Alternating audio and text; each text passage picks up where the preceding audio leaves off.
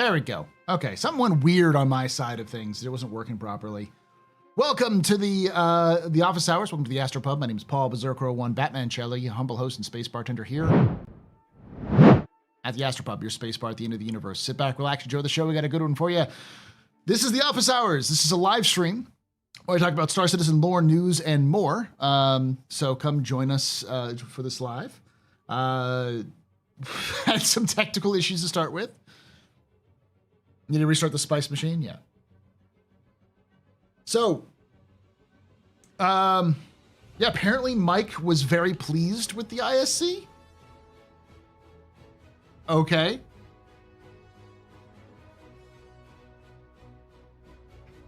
Someone said I'm going to be on the other side of this, and I guess I have to be.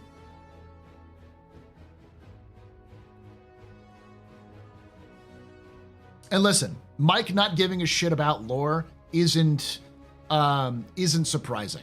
I will be very blunt.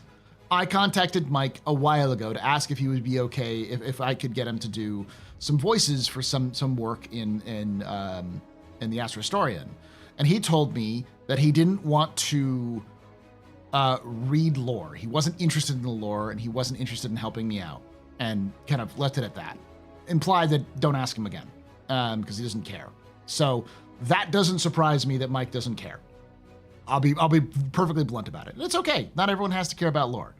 I do care about stories, though, and I feel like CIG is fundamentally failing on stories. Good for him, I guess. Yeah.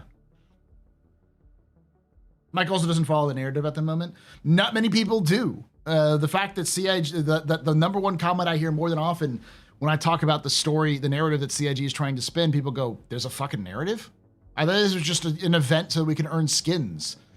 Like CIG, and that's the problem. CIG has no buy-in. Nobody gives a fuck.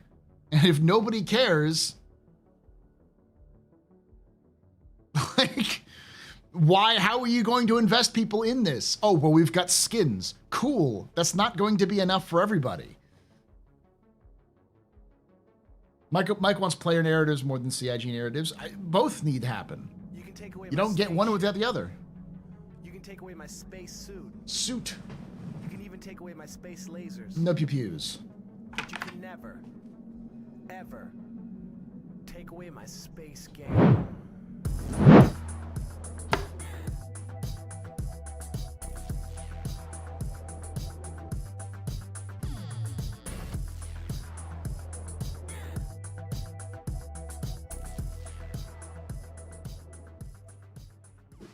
Lloyd Andrews Gum has subscribed. Thank you so much, Lloyd Andrews Gaming, for that Twitch Prime sub. You're very important, pub. We're very impressive, Pennsylvania pedestrian. This for all the return drinking night. Shots and cheers in chat, y'all. Shots and cheers. I guess I'll be the salty one today. Most people don't read the contracts. Of course not, because that's CIG's problem. Because they rely on contracts to tell their stories, which is a fucking awful way of doing things.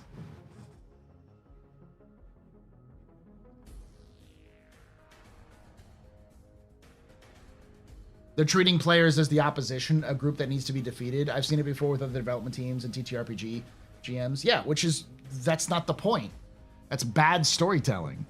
And as much as people go, well, I don't care. It's like, cool. Then you don't care about these events, right? If you don't care about these events, why do you care if they inject story into it? Like, that's the point. I think if you added story and buy-in for players to give a shit about something beyond just, I get a skin, then people would buy into it. Please, we know backers don't read. Did you tell the fucking narrative department? Because apparently you didn't. The narrative thought that the backers would read, and thought that the most inappropriate, most lazy fucking twist in the entirety of gaming, I'm being hyperbolic, I don't give a shit, was a good way of teaching players that they have to read. Sorry, I am absolutely not okay with how CIG is going.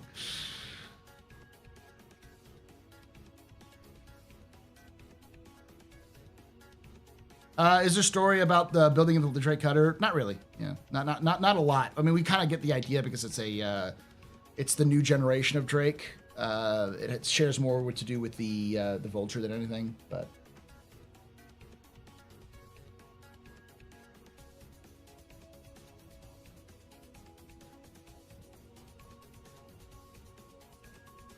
Well, not the report, but the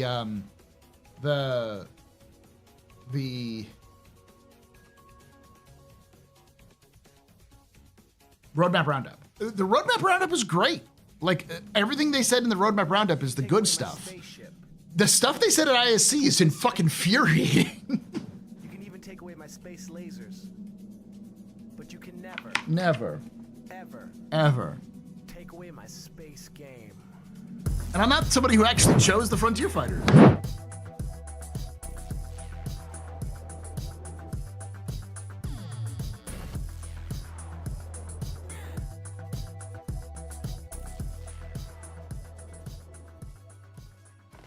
Janantanak just resubscribed for 64 months. Dance monkey, dance, laughing face. Thank you so much there, Jen, for that 64 months. You're very important, Pupper, very precipice, very pedestrian. This is your father from drinking that. Shots and cheers and chat, y'all. Shots and cheers.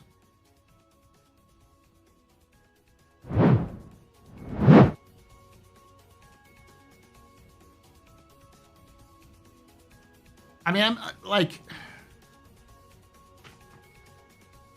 I don't do video reactions. I try not to, because I feel like video reactions are some of the laziest content in the internet. It doesn't really helpful. It's not really helpful.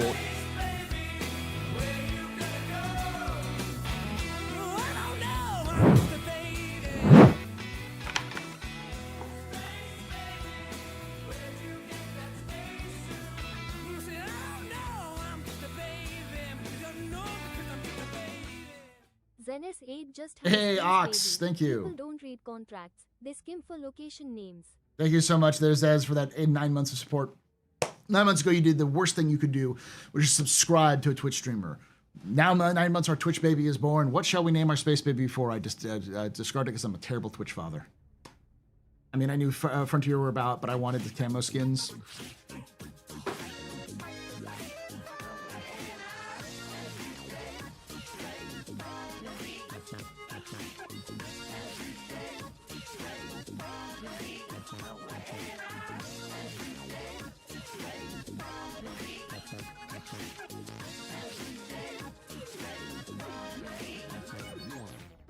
XD3F just gifted 5 subs. Thank you so much, Ox, for that 5 subs. You're very important, Pupper. Very specific for any pedestrian. This is your fault. You're good night. Shots and cheers and chat, y'all. Shots and cheers. Thank you for all the support, y'all.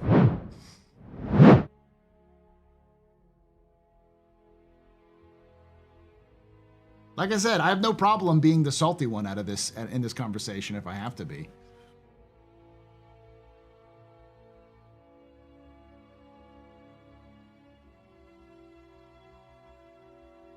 I was gonna say pubs, then after I read that, I wrote Astrozen. That's a good one. Yeah. No. So, like, my wife, generally speaking, follows what I do on the internet and stuff I follow. So I kind of asked her a little bit about she said, generally, like, asked her, do you know what's going on? She's like, yeah, generally I get it. Like the data pads and not data pads, that's not being there. I'm like, okay. So you generally get the gist. I'm like, yeah. She's like, yeah. So I hand her my phone and I start this video. And I stop it after they get the 30 seconds, and my wife's expression was, "Wow, fuck that." My wife doesn't follow Star Citizen, and her immediate reaction, as somebody who plays a lot of narrative games, was, "That's shit. That's an awful take. Wow."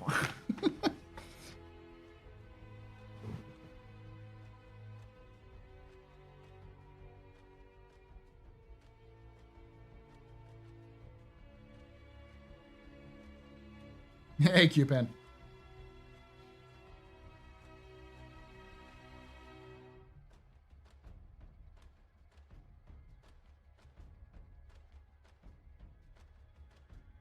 Narratives is not, all right. All right, I'm going to save it. I'm going to wait a few more minutes, and then I'm going to get started.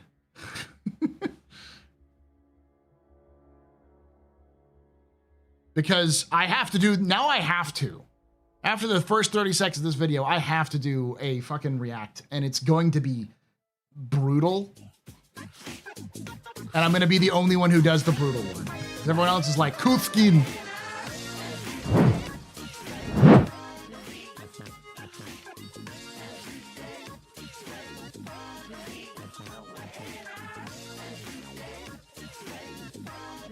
I mean, I'm already worked up. Raylan_TB just gifted 5 subs. Thank you so much, Raylan, for that. For giving those 5 subs. You're very important, Pupper. Very impressive, Pennsylvania pedestrian. You rock. Shots and cheers in chat, y'all. Shots and cheers. Does CIG dev even play the game? I mean, I don't think they realized what they were implying. Yeah, skin is cool, but don't talk down to the players. Here's the thing. What CIG did is needed. 100%. CIG needed to set up a narrative event that taught players about making sure they know who they were backing and why, and that there would be consequences for those actions. That was something they were always going to need to do long term if they wanted to do the systems that they're trying to do.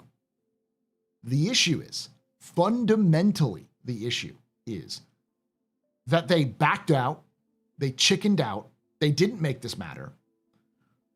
They never gave an indication of what these factions were going to be or who their rivals were going to be. They had a twist which was unearned, and then were like, you're so stupid for not getting the twist. And then it's clearly they were relying on narrative elements that didn't fucking work. Like, and being haughty about it. Like, come on. You're not fucking BioWare. You're not Blizzard. Like, this was shit. If you want to act like this was your plan all along, you're fucking awful at your job.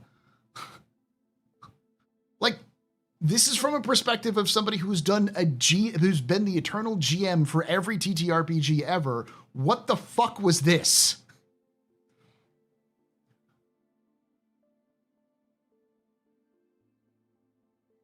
This is like fucking Bethesda does better mission design in Starfield than what was than what they were planning on doing with the fucking fight for Pyro.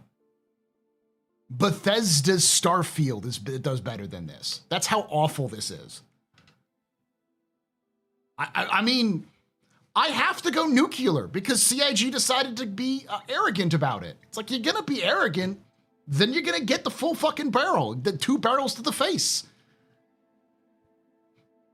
They can do better. I've seen them do better.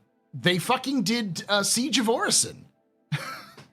Like, I know they can do better in terms of telling a story. This isn't it. And they don't get to act smug about it.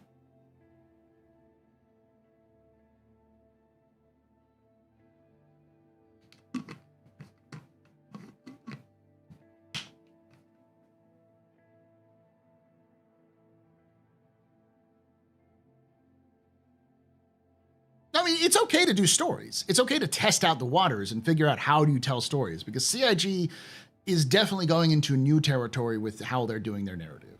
I have no problem with CIG taking risks and experimenting and trying things with what they have. But it's clear that, especially with this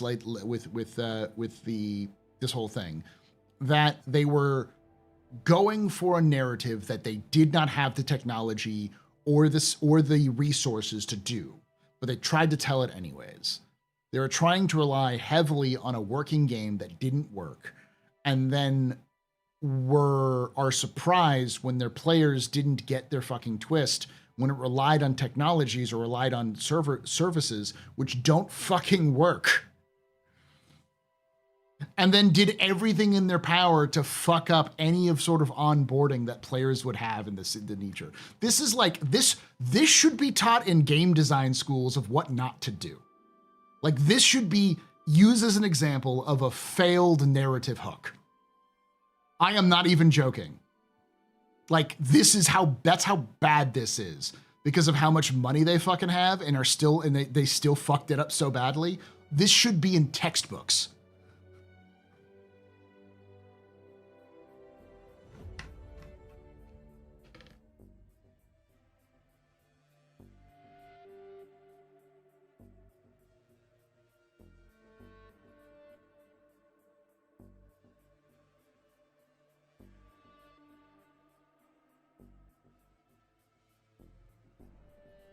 Hey, Vaughn. I had to make an announcement on Discord about how I'm going to be fucking spicy about this, because I am willing to give a lot of leeway to CIG. I think I am a lot more forgiving to CIG than I should be a lot of times, but you know, I try to keep things in perspective, to not just be mad for the sake of being mad, and to not let my own like feelings get in the way of like what might actually be happening behind the scenes and what I've known CIG developers have talked about to me in the past. So I understand some things, but like, what the fuck?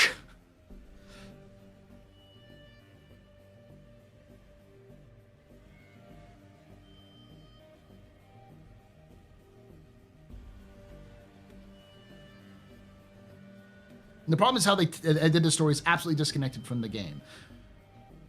The problem is they didn't set it up.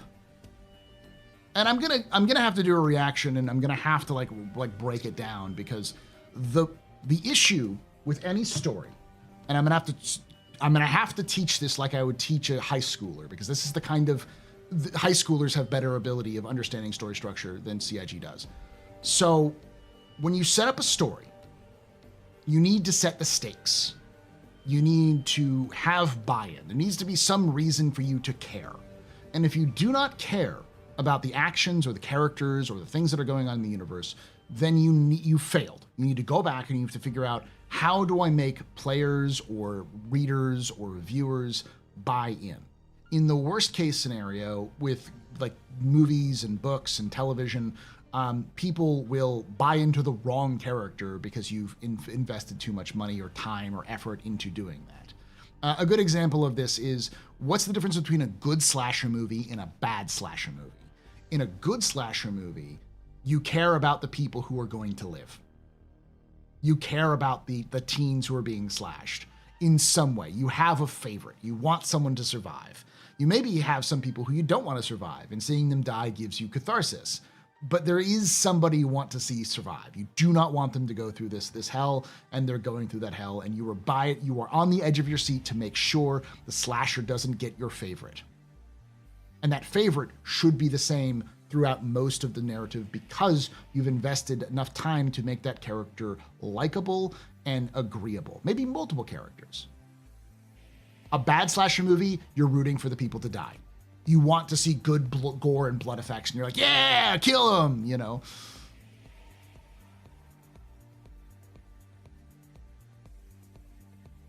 And Newt.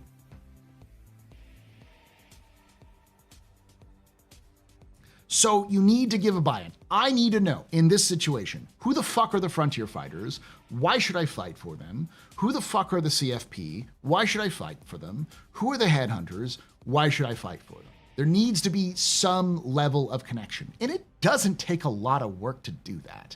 You just need a personality to tie that to, a mission giver or a contact where you meet them, you have a brief conversation, and you can gather within a couple of sentences exactly what this faction is about and why it is. Now, that sounds difficult, and it can be difficult, but if you have a good idea of what this faction is supposed to be and what players are supposed to get out of it, it wouldn't be that difficult. For example, if they wanted to telegraph that the Frontier Fighters were the Slicers, you could have easily had a 3 or 4 sentence conversation where you walk up to a room in Stanton on the Pyro Gateway. You go in, you meet the dispatch of who's going to be giving all your missions, and they greet you. They say, hey, I want to talk to you face to face to make sure you understood the situation, how serious we are. This is not a game.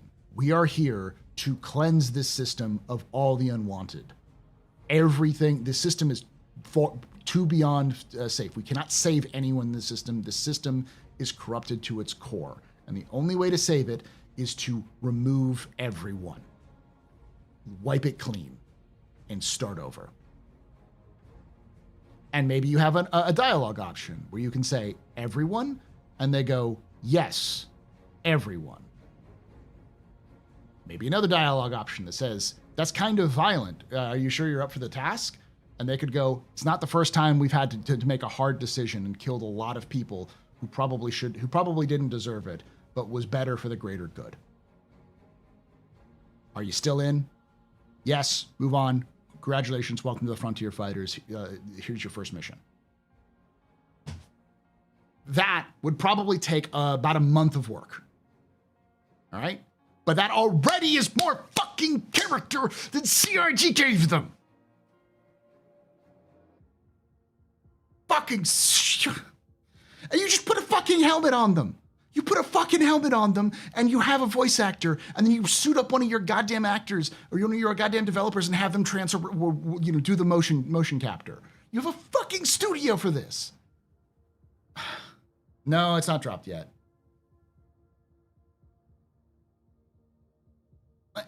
And, you know, this is new technology. No, it's fucking not. CIG has been doing this for years. Fucking, not even a cutscene. Like, just a walk up, talk with a person, and have a small dialogue tree. They did that with Ticia Pacheco. They already have that technology. It's already available. It's in Squadron 42. They have this technology in the goddamn engine. They have tested it. They've worked on it. They have modified it. It's there. They were lazy and did not do that. That's the problem. They did it with Miles.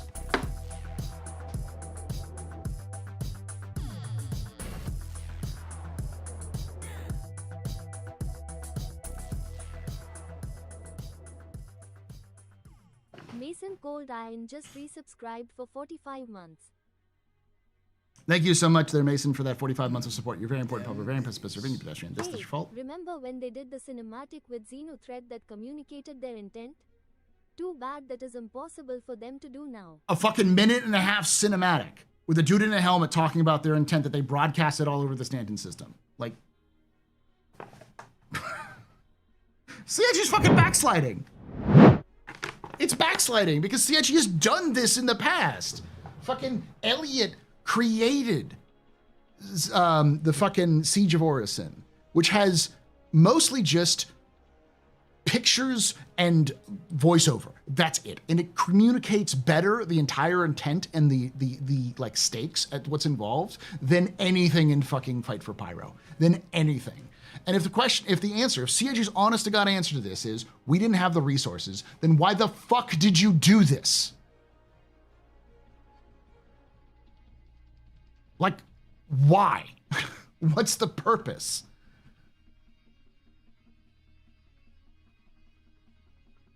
This assumes that people pick the story over which faction gives them the best skins and rewards, and I don't buy that for a second. McBadgers, that assumes that people only choose based off of skins. How many people sat out this event because they didn't know what the fuck was going on? You know, and if CIG wants to do the thing, which they've said they want to, and have still indicated they want to, where your faction matters, by choosing a faction, you're locked in, and now you're gonna have to work through that faction to get rewards and do other things, and it's gonna lock you out of other faction options with other factions, which was the whole purpose of Fight for Pyro. If you're gonna do that, then you're gonna need to have something other than skins to make people give a shit about your goddamn faction.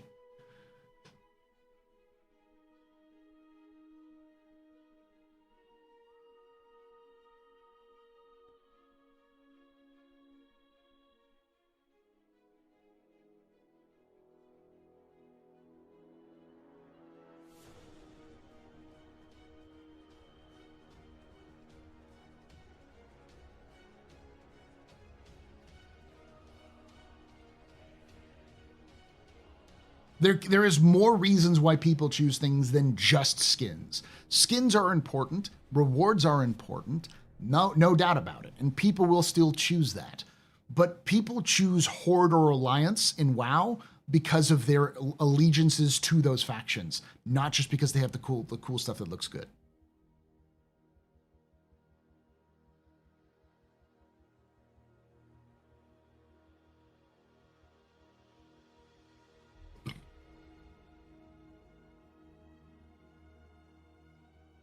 No one's going to give a shit about it until 1.0. No one's going to give a shit at 1.0 if this is the level of lore or storytelling you're doing. Like, why the fuck even bother? You know? That's the problem, is if CIG doesn't set the establishment now of learning how to do this stuff now and learning how to do it better, then they're just gonna fuck up at 1.0 anyways. So why even bother have a writer or having narrative or missions? Just fuck you. Let's just do this as an open world and drop all the NPCs. Like, that's what a lot of people want, but that's clearly not what CIG wants. So what the fuck is this?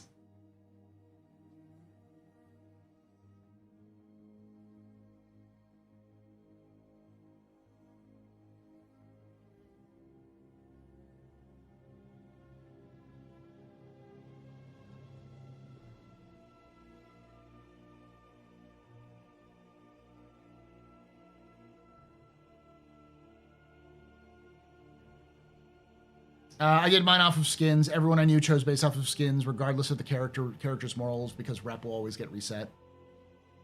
So, Sapper, I'll ask you this question. If there was an event that didn't have skins that you cared about, would you even do it?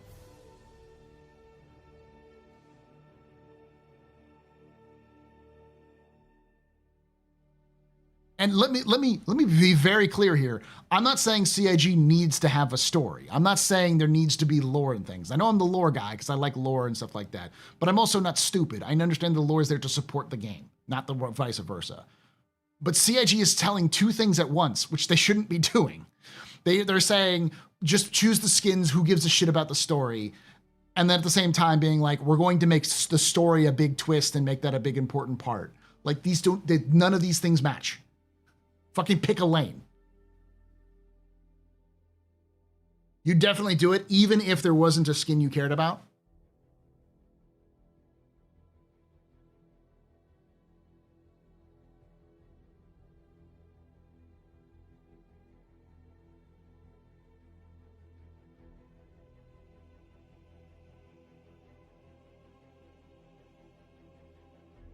That's the thing that made me more pissed, was the whole like, haha, we fooled you. It's like, you didn't do shit. You're bad, and you should feel bad.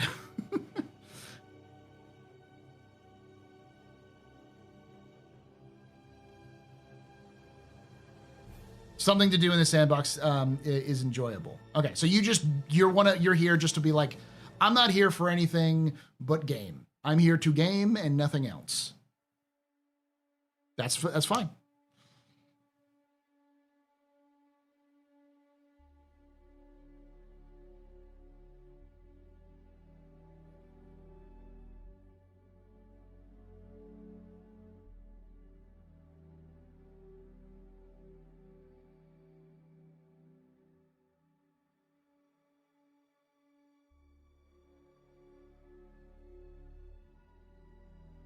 There was one data pad that we found during the assassination mission.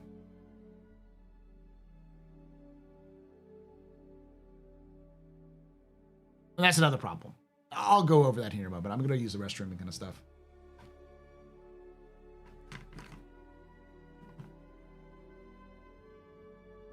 That's to be honest how I feel about the new event. Plus, that's coming out. That is coming out is just something to do. There's no narrative in this thing that that's coming out. It's a mission.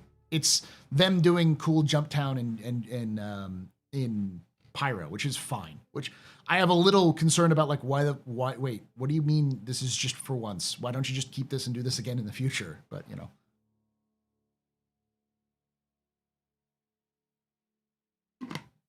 Slum, it's on Spotify.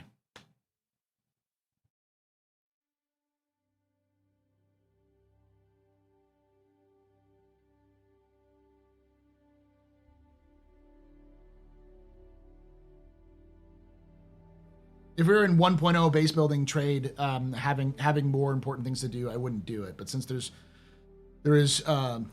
since all there is to do is missions anyways, might as well do the new ones.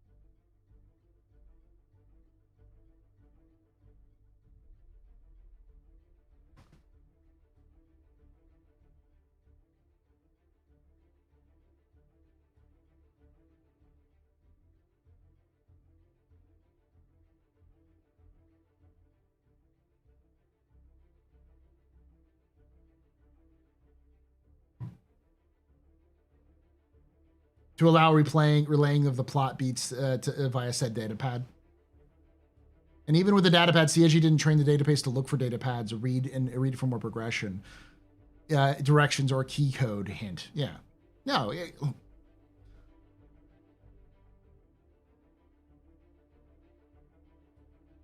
All right. I'm gonna try to explain this in a way that I think is best way, because the thing is, I know that there's large members of the community who don't care. It's clear. I mean, someone said Mike loved this one, so it's like it's clear that the vast majority of the community doesn't care. I care. I care about stories and games because it's one of those things that helps ground the experience in the game. I enjoy sandbox games, and I enjoy players making their own experiences, their own games. But CIG didn't say, this is a sandbox, go have fun, tell your stories. They said, this is a sandbox, you have your stories, and we'll have our own stories, and then we can combine them together and have a nice, fun little happy time. And when CIG says, this is what we're getting for the entirety of the year in lieu of any new features, I'm gonna have an issue with it. Oh, it's gonna be more than spicy. I don't care about being in the minority. I'm gonna dunk on them for being shitty at their jobs. RD Madeira just resubscribed for 43 months. Thank you so much, RD, for that 43 months of support. You're very important, public, very impressive, as a very pedestrian. This is your fault. You're tricking out. Shots and cheers in chat, y'all. Shots and cheers. You can take away my space suit. You can even take away my space lasers. No pew-pews. But you can never, ever take away my space game.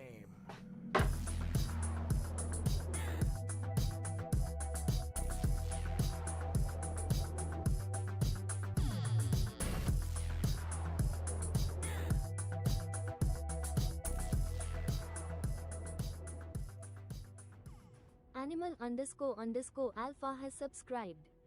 Thank you so much, Animal Alpha, for that Twitch Prime support. You're very important, public, very impressive, very pedestrian. This is your father. You're drinking that. Shots and cheers in chat, y'all. Shots and cheers. Them biddies. Also, the asterisk existing community doesn't care because the asterisk existing community has formed with only missions and no story. If they want to expand, they'll need to satisfy more than the asterisk existing community. That's a good way of putting it too. There it is. Thank you for that. Too bad Nix and Castro are years out. Given the current state of things, I'm surprised that some of these old heads are still clinging on. Nix isn't years out. It's probably a year out. Castro and Darrow are still years out, though. Hey, TK. I'm already going to opine on it, T-Rex. I'm going to get some more water so my voice doesn't die. And I'll come back. We're going to watch the Inside Star Citizen, and I'm going to be polite, but rude. Well, not rude. I'm going to be very blunt towards CIG's narrative team. A team that I think is better. And the only reason why I'm going to be blunt is because I think they can do better. I've seen them do better, both in the narrative department, in the lore department, in the mission design department.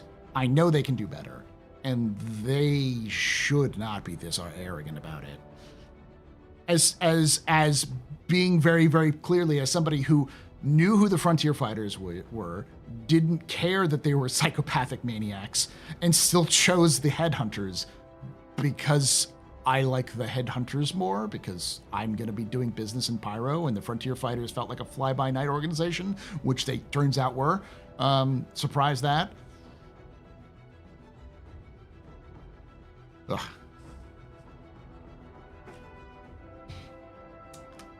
Datapads are a fantastic addition to a story, but they do not make a story. You're back.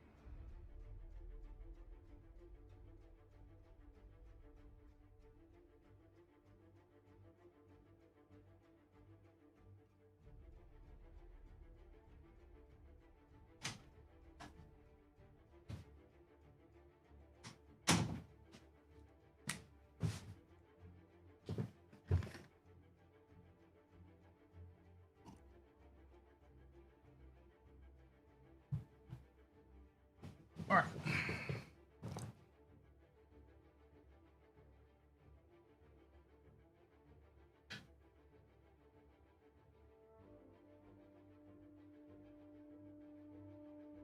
Now, knowledge is not wrong.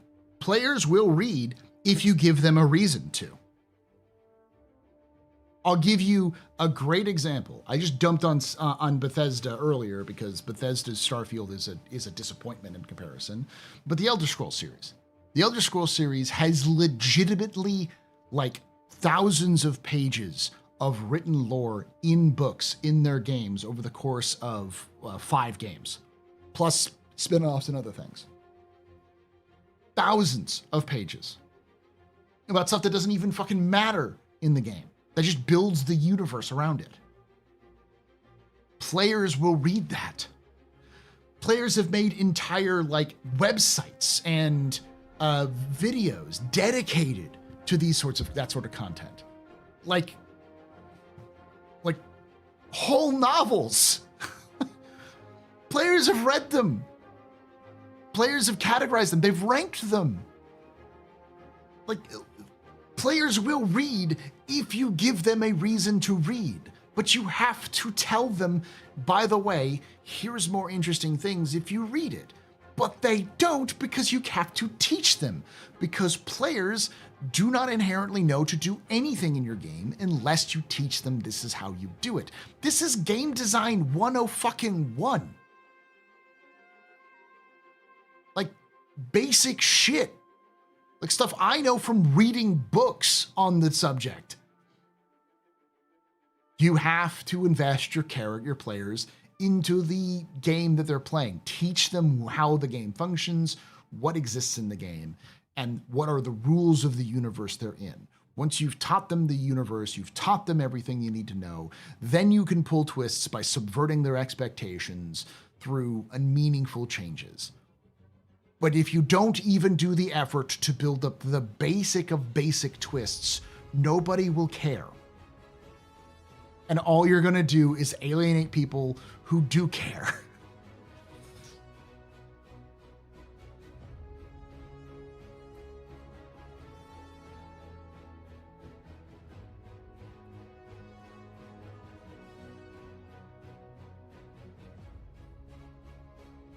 Like, if CIG just said, this is a fun event, we're doing event, like, Overdrive or, even Save Stanton, that's fine. It's just game, right? It's just a game. And it's got a little bit of lore in context there. Even like the Xenothreat incursions had a little bit of lore context, a little lore footnote. It's like, yeah, neat, I like it. That's fine. But if what they set up was you have to choose a faction. How you choose your faction is going to matter. This will affect how you can play the game in the future, which is like, okay, so this is CIG is now putting their big boy pants on and saying, this is what we're going to do in the future, because it's something they've said for many years that they want to do, and that reputation is starting to matter. So it's like, cool, let's do this. Let's see how it's done. And then they pull a weak ass twist and then act smug about it after not telegraphing it at all and locking players into it when half the hints of what's going on were like done in other people's missions that they didn't have access to. The fuck is this?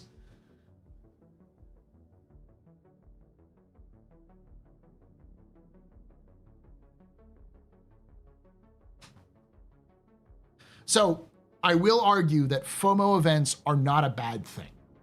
FOMO events are pretty common in MMOs. The difference between Star Citizen's FOMO events and other FOMO events is that Star Citizen's FOMO events are short as fuck, and their missions that run the events themselves don't fucking work. So you have a broken game that people aren't trusting in the first place, with a complex narrative apparently that you put in there, so people don't know why you make those decisions. There's no telegraphing of why those decisions exist, or that they are or aren't realistic or intended for players to understand, because people don't know what's intended and what's a bug. And then you run it for a month. So players who don't have time to play just go, fuck it, I don't give a shit. Like, there's nothing wrong with FOMO events. Run them for 3 months and fix your fucking game. And if you can't fix your fucking game, then don't do your fucking FOMO events.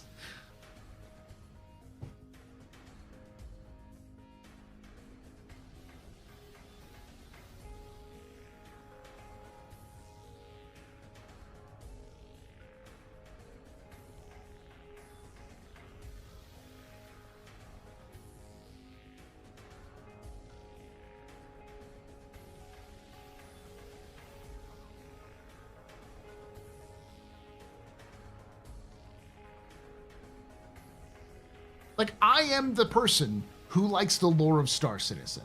I am the person who wants to find all these sorts of like interior interesting things of what they're doing in Star Citizen. But the fact that I learned more about the Frontier Fighters in an ISC video than in the game is a failure of game design. And I want them to do good. If they can't do good now, then just fucking don't. Make cool missions. Do what you're good at. And clearly it's not telling stories. Just make cool missions, okay? Just do that and make players have fun. Do some supply or die. That's fantastic. Jump Town, more stuff like that. Yeah. Just don't do the story. All right? You know, just start with baby steps with something you can handle and then move on to the story when you've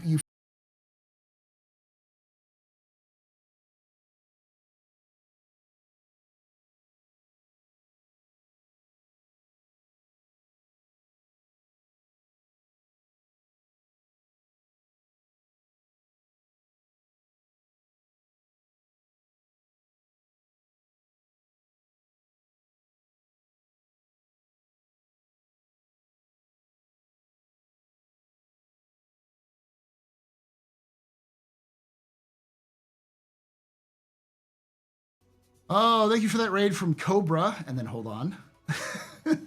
Yo, bro. It's a good Cobra. Hold on. Then here comes Loken. Wait for it.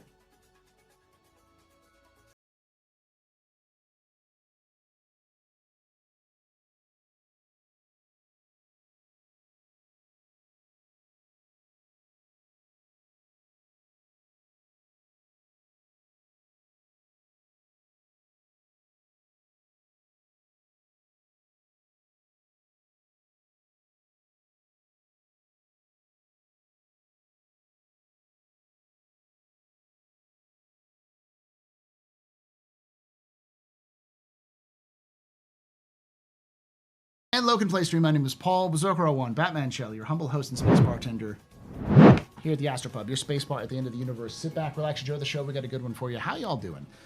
Make sure you have some... Take away my spaceship. Thank you, spaceship. You can take away my space suit. Make sure you take some Pepto-Bismol. You gotta take some Tums, because this is gonna be some spicy shit you're about to ingest. Ever. Take away my space game.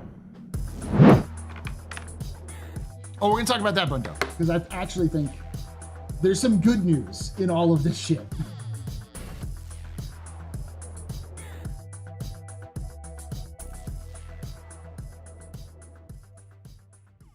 Loken Plays just resubscribed for 63 months. Thank you Sub so hype. Thank you so much for that 63 months of support there, Logan. You're a very important pupper, very impressive, very new pedestrian. If you haven't already followed or subscribed to Cobra and to my brother Logan, you need to do so. Go do that. Pause the stream, go do that, and then come back. Because both of them are fantastic content creators. Cobra may or may not have superglued his balls to his hand in a drunken night of Star Citizen debauchery. And Loken is absolutely going mad from the bugs. The bugs have crawled into his brain and eaten him.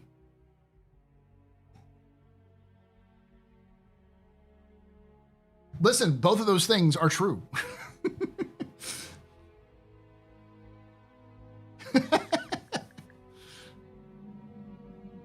can take away my spaceship. Spaceship. You can take away my space suit. Suit. You can even take away my space lasers. No pew-pews. but you can never, Never. ever Ever. take away my space game.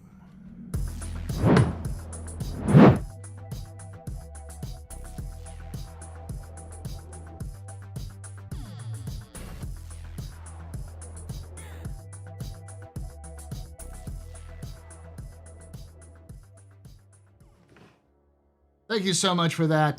Becoming a member there, Mr. Sapper and Shelby. Sapper and Shelby. You are a very important pupper, very impressive, busy, very pedestrian. Shots and cheers in chat, y'all. Shots and cheers. Welcome to the membership crew of YouTube.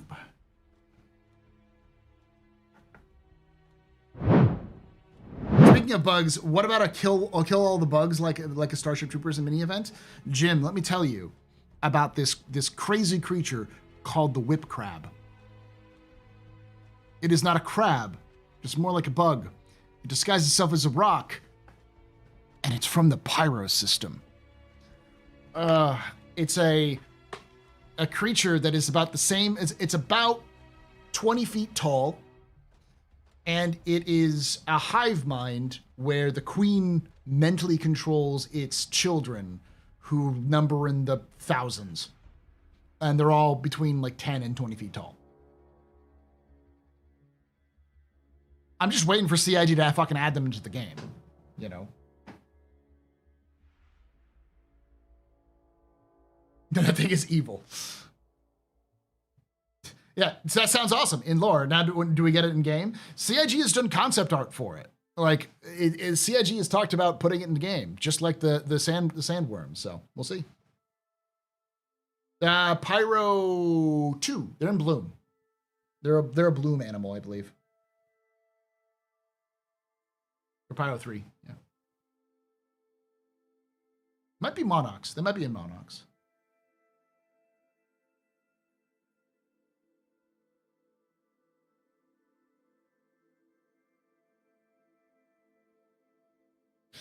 I need you to call the A1s and call up the A2s while you're at it.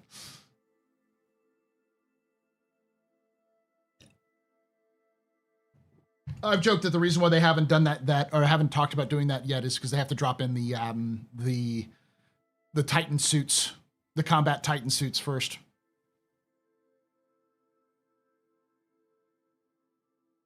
Yeah, I mean, the monthly reports have been very clear that they're working on creatures. Like, creature development is ongoing, and it's not just the sandworm. So.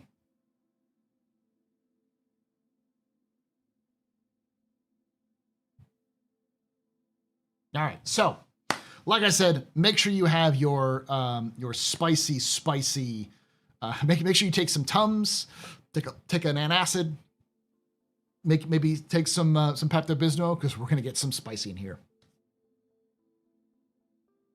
All right, I'm gonna start recording. This is going to be what I call a capsule. So these capsules are small segments of my office hours. Of the Office Hours live stream. So, but I'm not going to react directly to chat.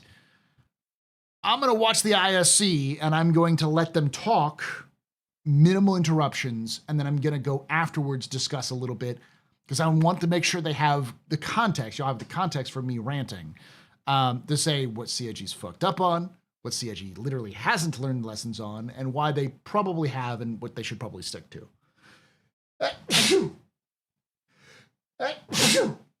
Get that out of my system quick. Oh, whew.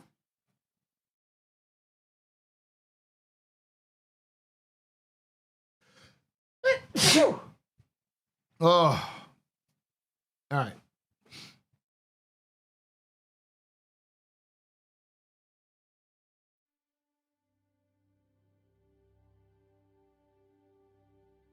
Hello and welcome to another Office Hours.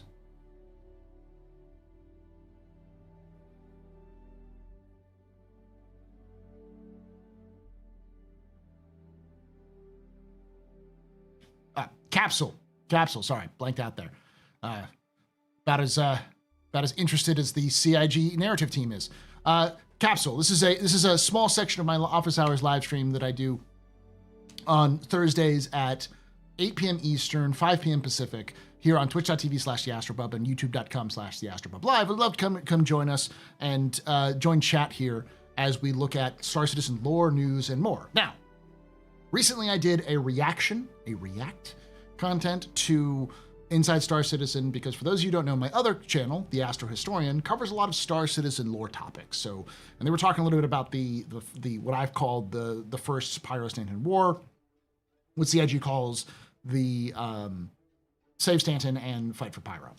So they did sort of a follow-up, because they're going to talk. They've talked a little bit about what's coming up next after this Fight for Pyro thing, which was the Supply or Die event, which is releasing early in March.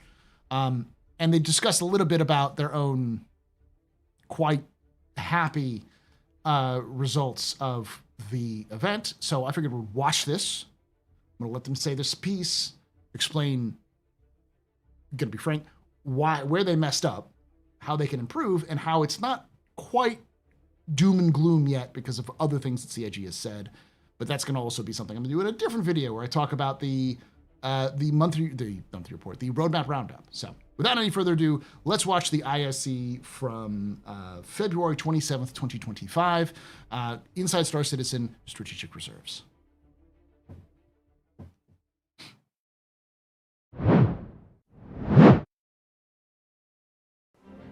Are you happy with yourself? Over the moon.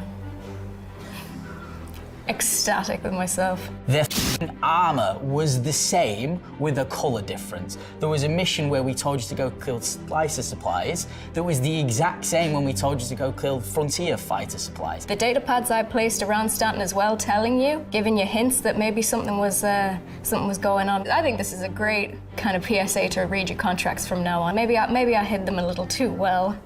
Sorry. I'm going to react to that later. But all I have to say is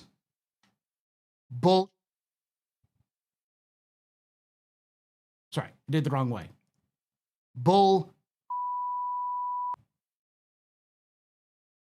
Those were some awful explanations.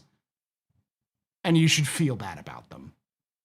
Make your missions work, Elliot, and then you can be smug about it. All right.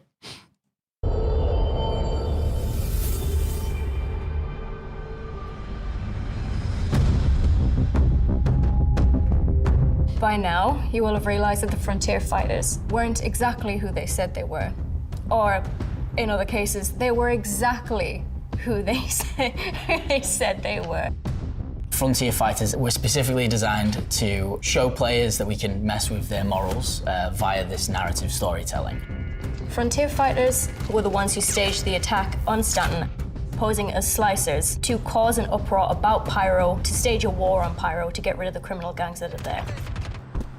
It was a band of mercenaries led by a woman called Amelia who wanted to start an attack in Stanton to drum up hate for Pyro so that she could get the backing of regular people to go and attack Pyro. But that also included civilians, and that also included gangs who had no interest in threatening Stanton at all. So this was a false.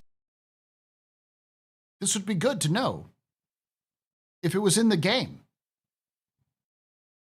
It's not in the game, anywhere in the game. And if any of the narrative team would like to show me where it is in the game, then I will stand corrected. But as far as I can tell, none of this was in the game. That's bad design. That's textbook bad design. But let's let him continue. False flag operation. Yes, this was a false flag operation. And you fell for it. You fell for it. They fell for it. They fell but for it. you named it Maniac after yourself. I didn't do that. Haddock did that.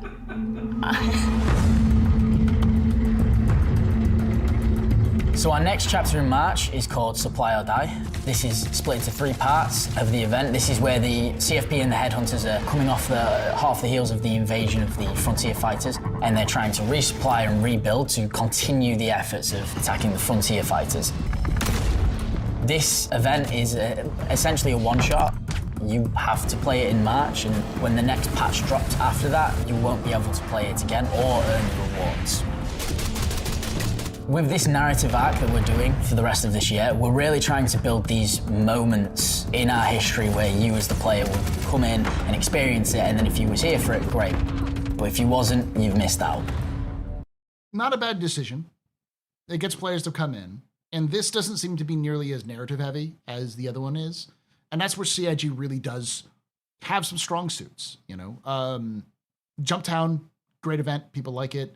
Siege of Orison, Xeno Threat. Even the, to a degree, there's Ninetales Lockdown, and then the replacement, which is the Blockade Runners.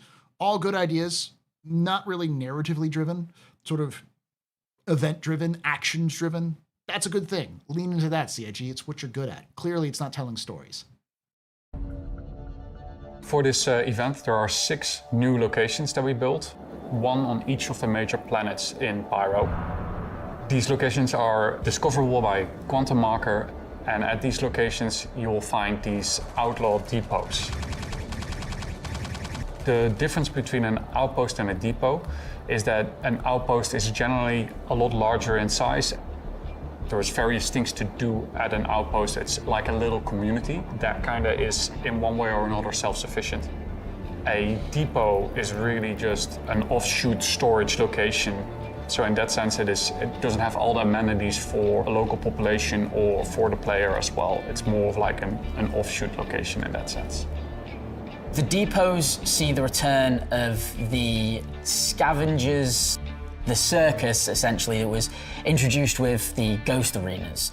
So this is not a faction we've seen much about, but it's a faction that we can identify by green text and spray paints on the buildings. So as you go around the environment, you'll see that they've tagged it, and they'll be saying, you can get big money here and go. And where are we going to learn that the names of this organization? Is it just going to be on this ISC and maybe a mission marker somewhere and have no legitimate ties to this location? I'm not bitter. I'm not bitter at all. I'm not being petty.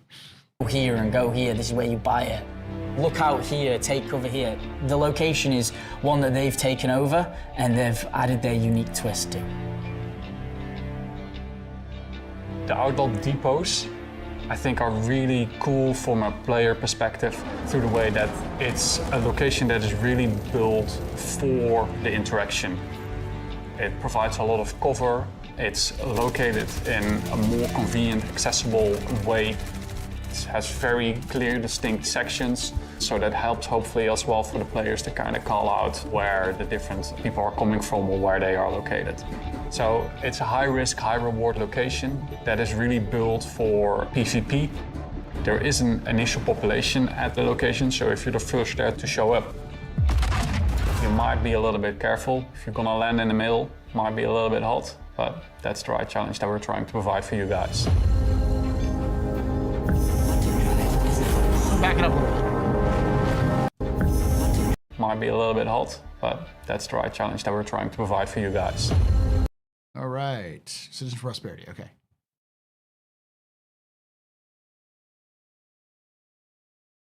Okay.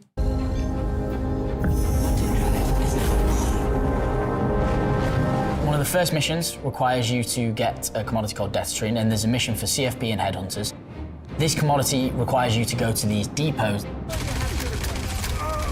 where you have to invest your own money to get this Death Tree and return it to either faction that you decided to go with.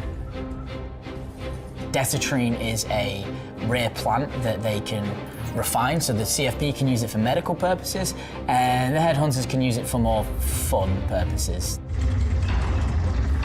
Elliot came over to the economy area and said, hey, I've got some new missions we're building, and they're a little bit different from some we've done before. So we worked together to come up with a fairly new reward structure specifically for these new missions. The idea as well is that if you've completed this mission series and you've got your reward, you can just keep going. You can sell these commodities in the sandbox world and get quite a big profit margin. But again, your risk is you have to put up your own money, put in your own time, and risk your own life.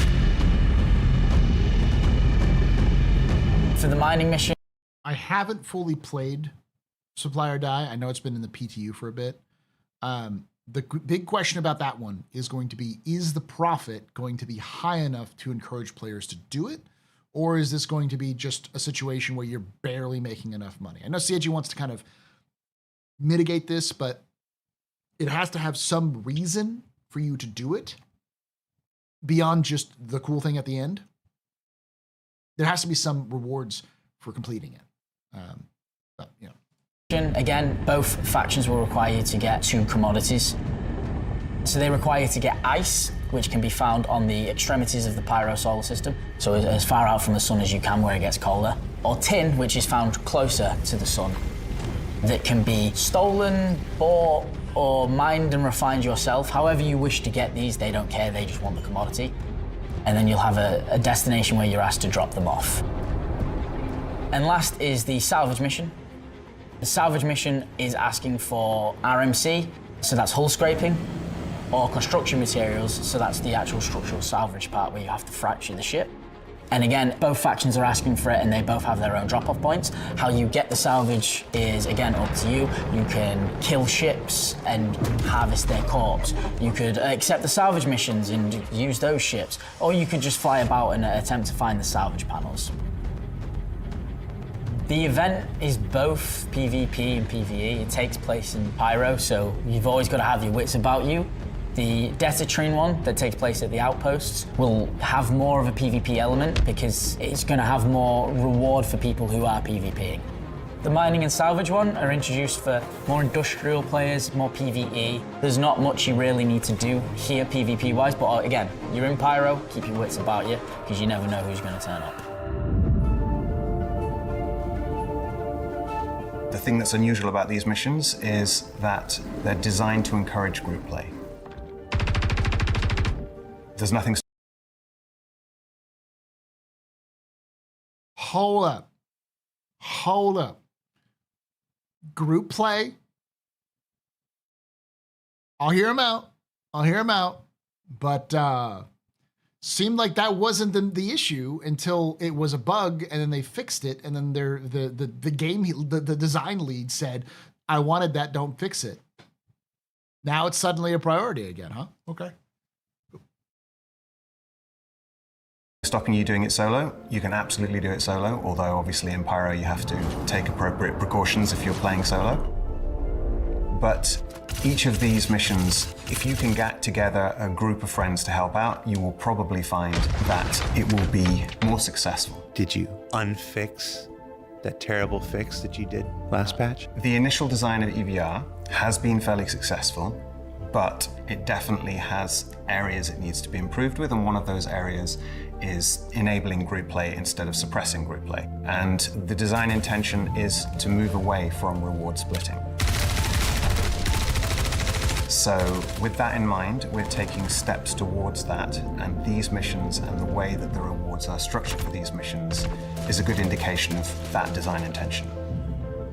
So with all this, the mission reward system is changing, right? The rewards that you will get will scale with the size of the group that we expect for each mission. So the small missions are designed for solo players, the medium missions are designed for around 4 to 5 to 6 players, and the large missions are designed for 10 and above players. And in subsequent patches, the rewards will scale dynamically to the group that you have. And depending on the mission type that you're doing, whether it's the salvage or the mining or the Detatrine, your rewards will scale accordingly. Bear in mind that for the Detatrine missions, you have to put up the money to buy the commodity, and you will be rewarded enough to compensate you for what you've bought and a little bit extra. The other thing to bear in mind is that all of these missions have a secondary reward mechanic, which is that you are working to get tickets so that you can get the unique rewards, which you can only get during this mission, during this month, and then they will never be offered again. It's like the redemption at Chuck E. Cheese. I don't understand the reference, but okay. I'm an American lost in Britain. Why does this matter? With our plans for this whole year of more of a content-driven releases and Why does this matter? It doesn't. more of a narrative storyline, as Dave previously talked about with the A and B stories, the idea is that these missions will tie into that. The side that you choose to work with will have a lasting impact. The choices you make will define the universe that you live in. What the? I almost want to just start off right there. That's a lie. That's Elliot lying to your face. Oh my God. Wow. Okay. That's a lie, but okay. And the really cool thing about Supply or Die is because of the 3 different mission types we offer you, you can get all of the rewards without ever firing a shot. And that's really exciting. And as one chapter of the continuing fight for Pyro closes, another begins with Alpha 402 Supply or Die. But if you didn't get a chance to finish the February missions, we've extended them through to the end of March. So there's still time to choose your allegiances and secure the future that Pyro deserves. For Inside Star Citizen, I'm Jared Huckabee. Thanks for letting us share the people and process of game development with you. And we'll see you all here next week on Star Citizen Live. All right. I was patient. Typically, you have a little bit more people who react will do a little more interjection. I wanted to make sure that you got the whole context, maybe with me being snarky a little bit. So I'm going to start off with the fact that the last time I said this wasn't a bad first attempt, and that CIG should learn from this, and they should definitely improve their practice. And despite the smug, the arrogance that was portrayed at the very beginning, and I don't want to sound like, oh, well, you're just jealous. I chose the headhunters. I don't care. And most people who chose the Frontier Fighters didn't care about the twist. They just wanted the skins. And that shows you how much of a failure of a narrative that is. Like, I really want CIG to understand that they failed. If your goal was to make people, to shock people with a twist, you failed. This is a fundamental failure. You didn't do that. You just made people confused, and with this, just made them mad. Now, I know most people don't care, and that's understandable. A lot of people think that CIG shouldn't be doing any narrative whatsoever until they get the game functioning, and I'm kind of one of them. I think CIG needs to experiment a little bit, but I'm not going to beat around the bush. They failed. Like, Starfield has better narrative design than Star Citizen does at this time. Like, No Man's Sky doesn't even have mission design, and they have a better mission design than Star Citizen. Like, it's negative bad. And I only say that because CIG has proven they can do this. Elliot designed the entirety, or was the lead of, Siege of Orison. And it does pretty much everything what people want. It has voiceover for context. It has various stages which are clearly telegraphed. It has a satisfying conclusion, which is challenging but rewarding at the end. He did a really good job with Siege of Orison. This lame twist of the slicers are the frontier fighters isn't a twist. The fact that they said, well, they were wearing they were the same armor type but inversed, as I think Velocity said, it was this brother. It's the same armor set that my faction, that my org wears. Like, you didn't telegraph that. You need to be able to set it up. And I will repeat this again. CIG, you need to improve your storytelling technique. You need to have, if the goal is to tell a story, you need to buy players into the narrative. You need to establish that narrative. You need to set the stakes. You need to set the players, the actors, the characters, the factions, whatever. And then you need to let the story run while telegraphing the things you want the players to know, even if it's more subtle, to allow for players to understand twists. And of course, if players don't like it, you need to give them an off-ramp, because nobody likes to be railroaded down a faction they don't want to follow, or a storyline they don't care about. People will just start over if they mess up on a dialogue tree in some narrative games. So, like, and will this matter to the people who just want cool skins? No, but it's clear from CIG's own decisions that they want players to have meaningful decisions in these things, because they want factions to matter. So whoever you side with in the factions will then influence who you have access to, where you can go, who you can talk to, so on and so forth, and etc. But they didn't do that with this. You don't gain reputation. You only gained ire. And the only time you gained ire is if you were fighting for the Frontier Fighters.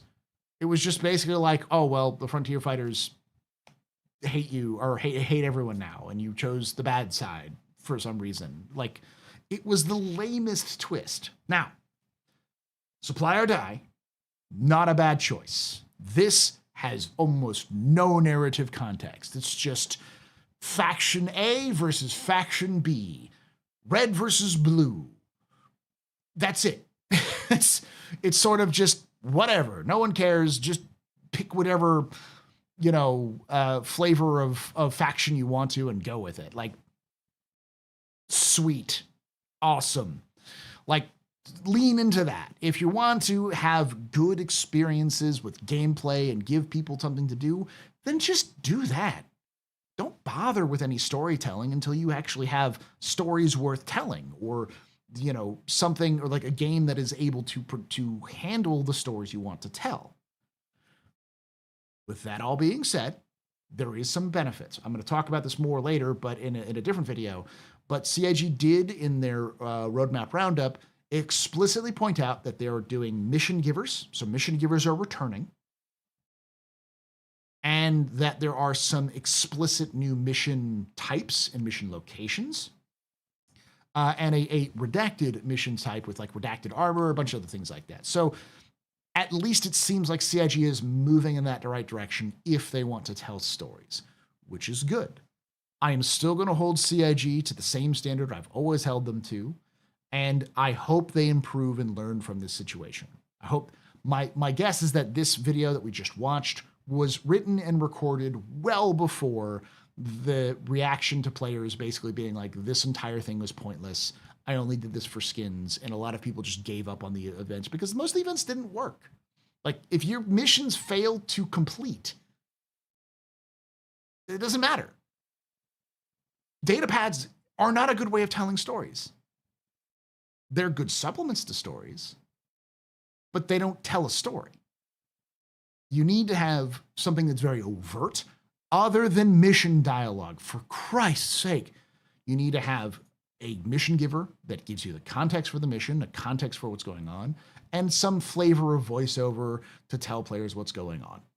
All right? And it's not new. You've been doing this for a while, CIG. You've done it with other things. Just go back to your roots and remember what you're doing. And for God's sakes, Elliot, before you start getting smug, make sure your missions fucking work. Because they don't work. You can't tell a story. You can't be smug when your missions don't fucking work. All right? So fix your missions, and then let's be smug. All right, with that being said, thank you for watching. As always, I want to hear your thoughts down below. Am I being too harsh, or did CIG really just kick the bucket on this? Do you just not care and only care about skin, or do you want CIG to move more towards this narrative thing? Or is this just all pointless and we should throw out all the narrative and focus mostly on the sort of sandbox content? And of course, if you did enjoy this, join us live at twitch.tv/TheAstroPub, youtube.com/TheAstroPub live. Hit the like button, subscribe for more content, and hit the bell icon to be notified when it's release. Like I always say, thank you for watching, and like I always say, hope to see you someday in the black.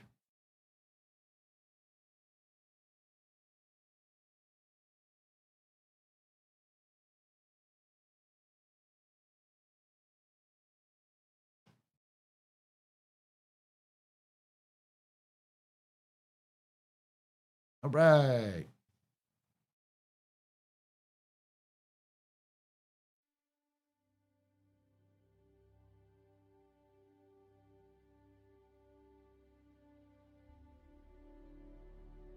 I don't think I was too harsh on them. I feel like I was giving them as much smug as they gave me.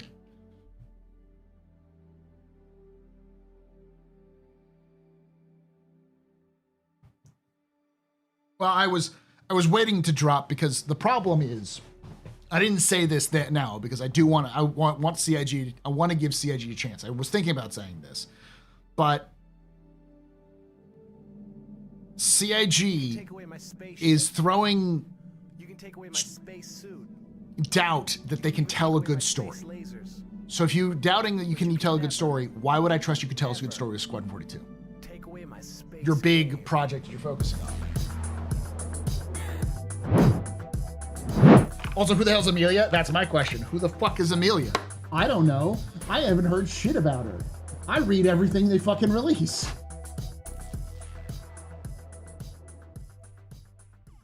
Cisiano just resubscribed for 16 months. Hello. Hey, thank you so much for that 16 months of support. You're very important, Pub. Very impressive, Pistol. Very new pedestrian. This is your fault. Drinking shots and cheers and chat, y'all. Shots and cheers. The question is, who the fuck cares who Amelia is? Why should I fucking care about Amelia? Like, it's not my job to give a shit. Amelia, she might as well be called NPC 1. Because that's for all the like the amount of shits I give for her.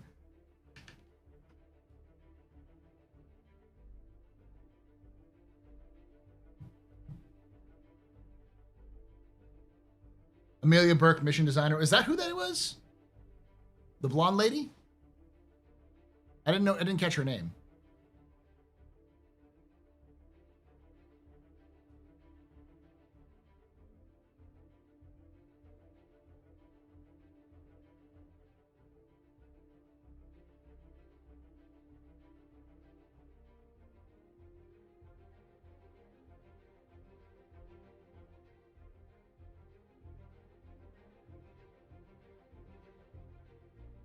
She said they named the NPC after her.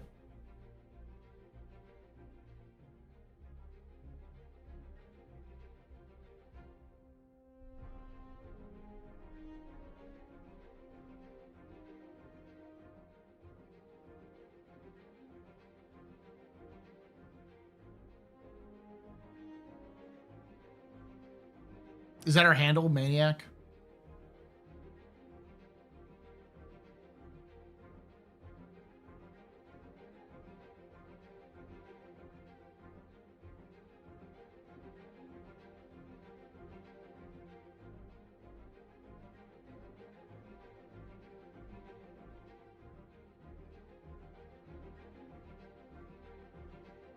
No, Maniac added her name as NPCs. Okay.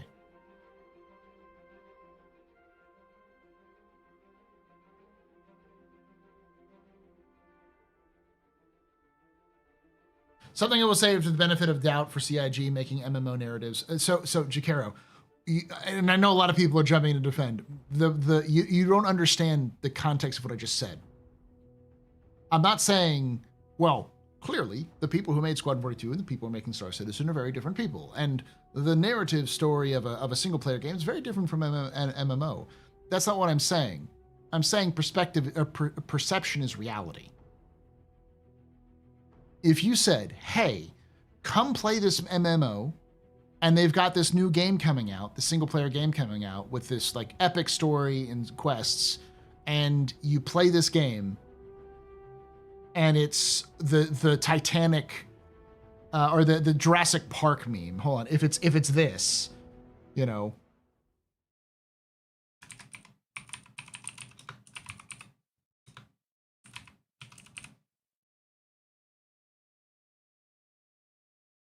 If it's this. To Jurassic Park. Come play this Squadron 42, this amazing single player game. Come check out the multiplayer. Come check out this this multiplayer, this single player game.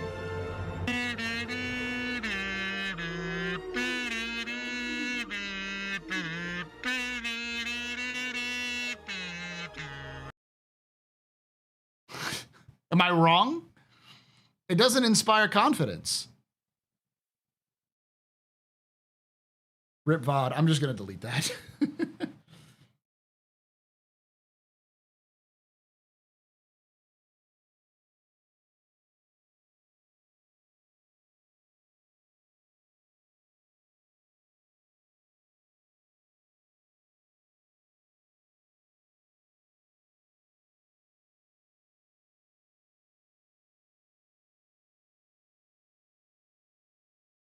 Like, that's the problem. I'm not talking about you or me or people who are already bought in. I'm talking about your average person who wanders in off the street to say, oh, I heard good things about the Star Citizen thing. Or I heard this good thing about Squadron 42 thing, and there's this MMO. I'm going to go play it. And then this is the story experience you have? You'd be like, what fucking story? These are the same people who are making this epic single player campaign? Maybe I don't want to play this epic single player campaign because they clearly don't know how to fucking tell a story.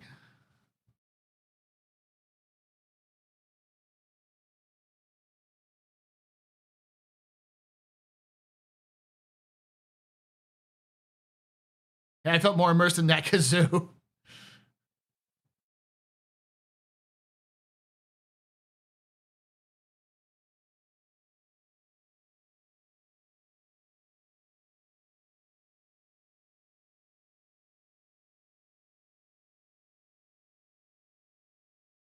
Valisoth, again, you're coming at this perspective of somebody who understands how the game is being developed. I'm talking about the average person who CIG is supposed to be trying to snag in with these events. These events are designed to get players to play the game because they don't have features anymore. They just have these events. I'm going to reiterate this. What we just had is what we're going to have for the rest of the year. That is the thing that they're going to draw in people. That's CIG's banking on that. And to say it's a risk is saying something, because I don't think that's a risk. I think that's a car crash in slow motion.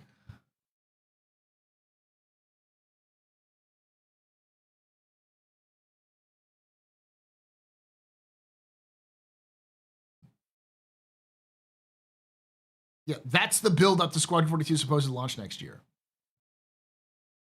Because Haddock is also the writer of Squadron 42.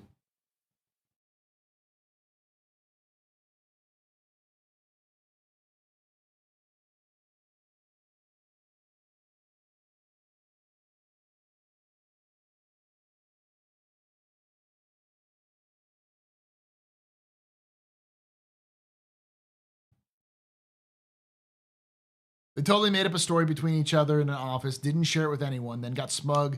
No one got their epic twist from said story. No one was really told in the first place. That's the problem. Like, I got no problem with CIG telling stories. I got no problem with CIG doing twists, but they need to earn this twist if they want to go. Like, it seems like CIG went up to bat to do this, like, very big. They were swinging heavy for a story. But they were like a little leaguer playing in an MLB, or put it this way, they walked up to bat like they were like in the show. You know, they were Major League Baseball and they were ready to go, but really they were a T-baller, and they fucking missed.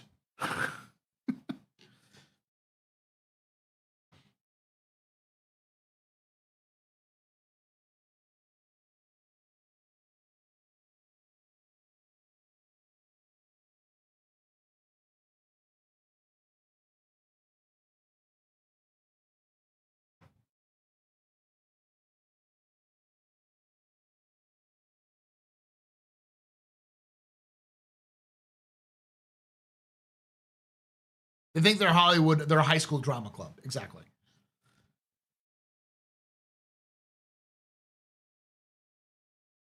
Like,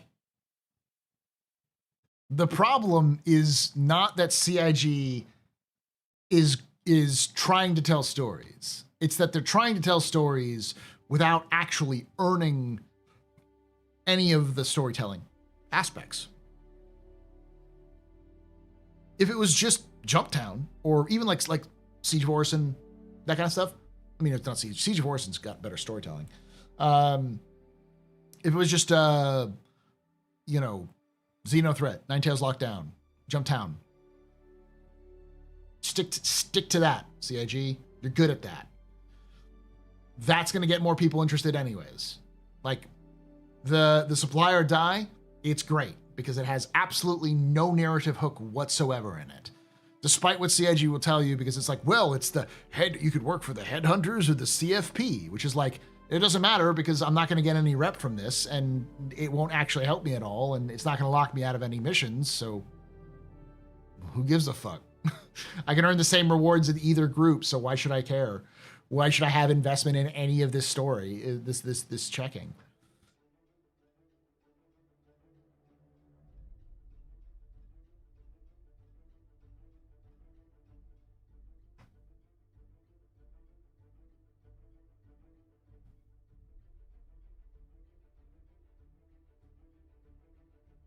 Cody, what the point that Jaden and I are trying to make is you're looking at this from the perspective of somebody who understands the game and follows the game. When you look at it from the perspective of somebody who has no fucking idea what Star Citizen is or what Squadron 42 is, and is told they're doing story stuff, and this is all leading up to the release of Squadron 42, it's a train wreck.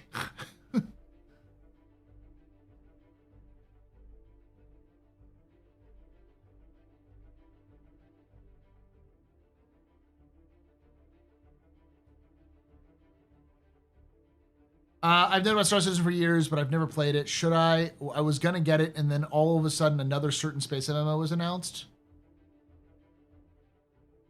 What space MMO? Is another space MMO coming out? Stars Reach, never heard of it.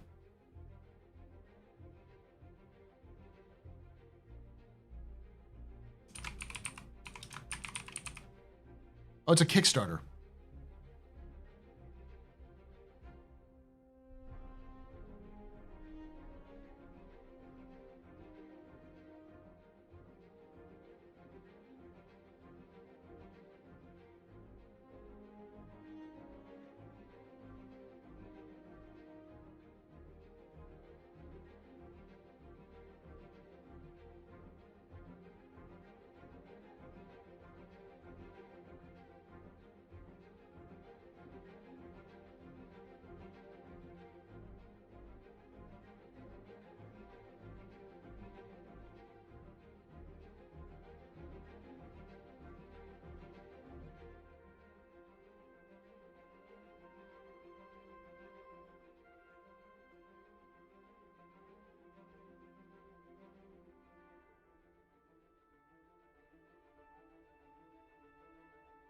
This doesn't look like a space MMO at all. This is an MMO, a sci-fi MMO, and it's like very much a like a an arcade MMO. It is done by the same designer behind Ultima Online and Star Wars Galaxies, which is interesting.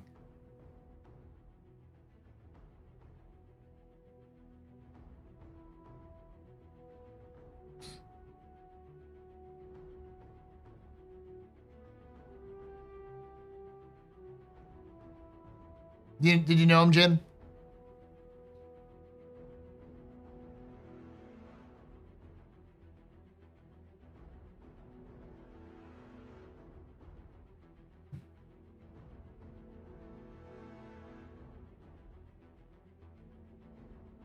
You know him? Okay. But for Circuit, if you don't know, Jin is a old school developer who lived in Austin around all of these. For those of you who don't know, the Austin developer scene in like the 90s is like 7 people in a shoebox. All of them knew each other. And Jin is like from Austin and was in that scene. Where you were in the haunted house of Lord British, right? You played in the haunted house of Lord British.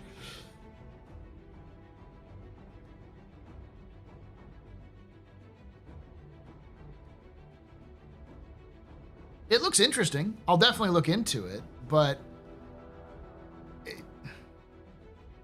I don't know if this is a competitor to Star Citizen as much as it's a competitor for, like,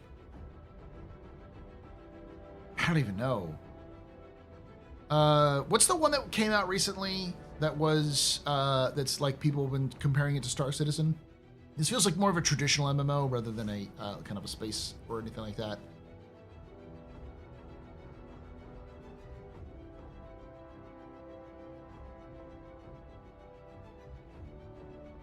No, not Warframe. That is not even No Man's Sky. No, not Starfield.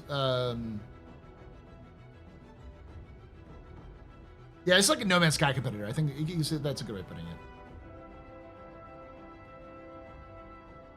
Jumpship's good. I'm looking towards Jumpship, but Jumpship's not a Star Citizen competitor either. It's a co-op game.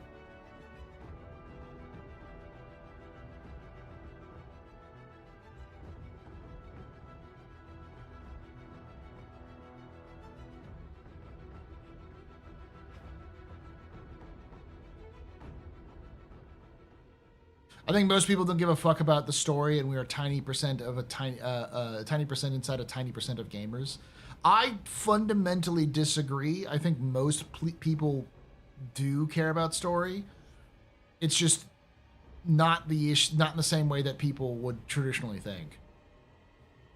And on top of that, it's all on to, like with Star Citizen, it's like it's up to CIGs to actually make the story matter. If they're gonna claim something is story based, they're gonna have to make it matter.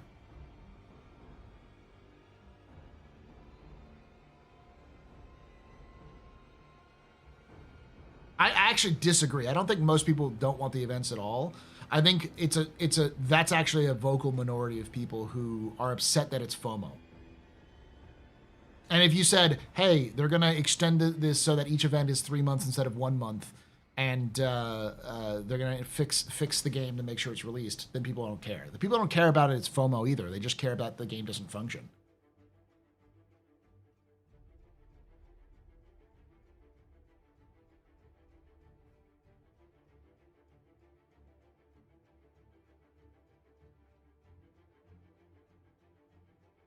When was this announced?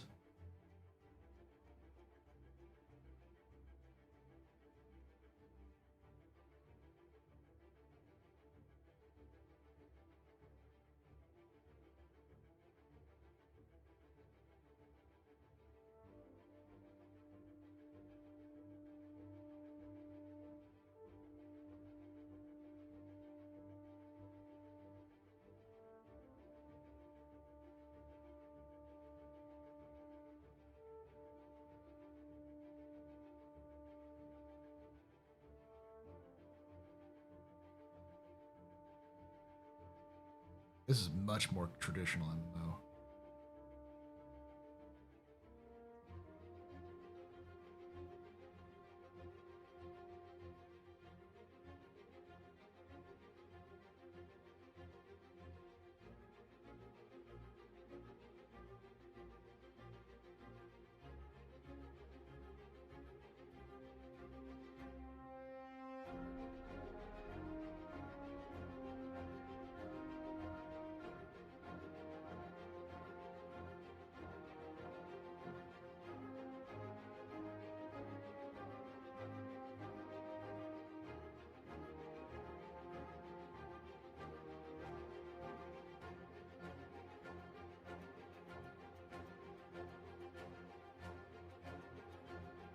There is a solo. They said that there is it scales. So like there's missions that are solo, and then there are missions that are medium, like small, medium, and large. So like small is 1, medium is like 6 people, and large is 12 people. And there's plenty of orgs that run events.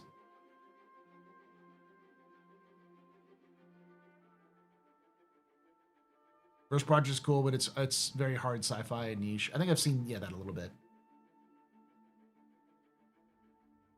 Thoughts on the point system, the like ticket system they have?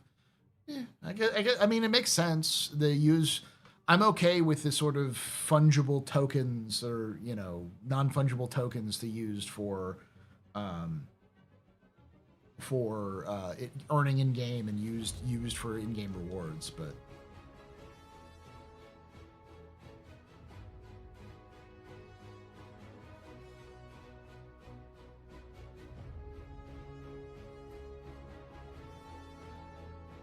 Someone talking about Morph?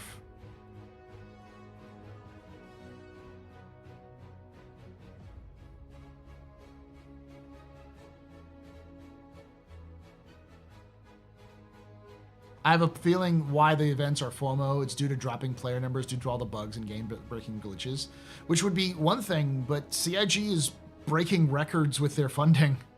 January and February are some of the best funding they have had ever. Like, CIG is making fucking bank.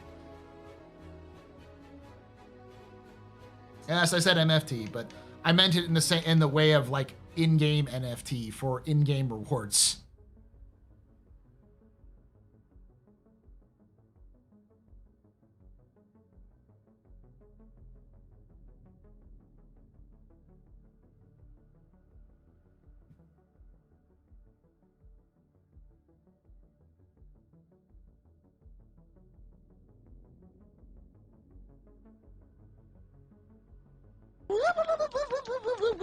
There should be both angles covered, solo and multiplayer. And if you don't have friends, you can hook up with others for the sake of doing and disband. The CIG's got that planned, but it's not there yet. But even then, CIG even straight up said that the supplier die has 3 levels: small, medium, and large. And the small is soloable. Medium is for up to 6 people, and large is like 12. So like they already have that.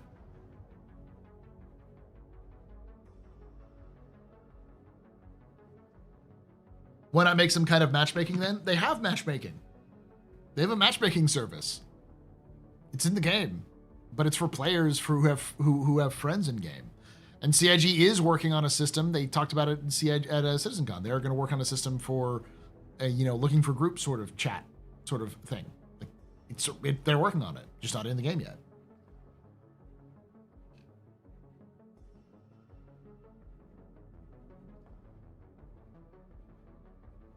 And if anything, that's a feature, so I don't think CIG is going to have it anytime soon. Question: CIG showed ore bags going into cargo grids. Is that fixed now or in future patches? I don't know. I don't know if ore bags or you can like store ore bags and get the contents out.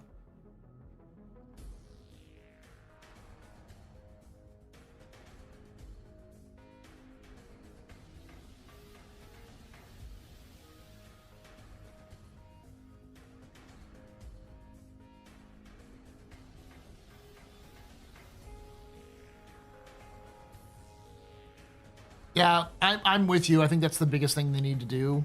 If CIG is honest about trying to improve the quality of the game, like fundamentally, then they need to for sure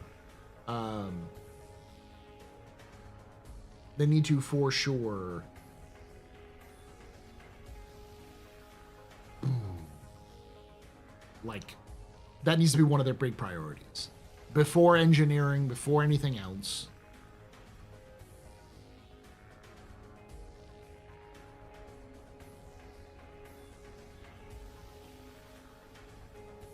Like, I don't think there's any point in doing engineering or scanning or base building if you don't even have the org system. Like, why build a base when you don't even have an org system that functions? Which is what the fucking bases are built around in the first place. Hey, Radar.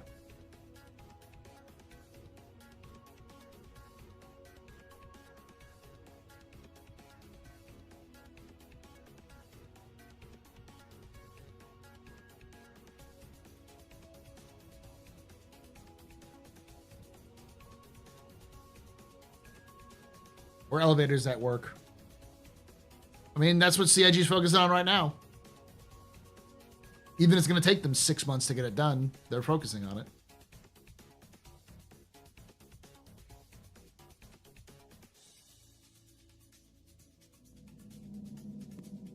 You can take away my spaceship. You can take away my space suit. Suit. You can even take away my space lasers. No pew-pews. But you can never, ever take away my space game.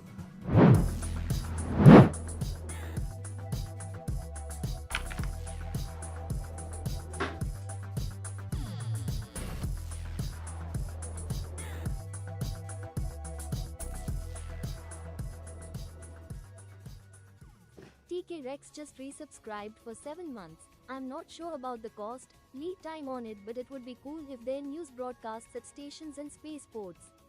Some wild lines too would make the story at least feel relevant to the missions. I mean, like wild lines for the mission. Thank you for that 7 months there. You're very important, pupper. Very impressive, very pedestrians. This is our father from drinking night. Shots and cheers and chat. Yeah, shots and cheers. Yeah. I mean, that would be neat, but that definitely requires some lead time. But again, if CIG is serious about doing narrative missions and narrative story, they need to have that stuff built in the first place.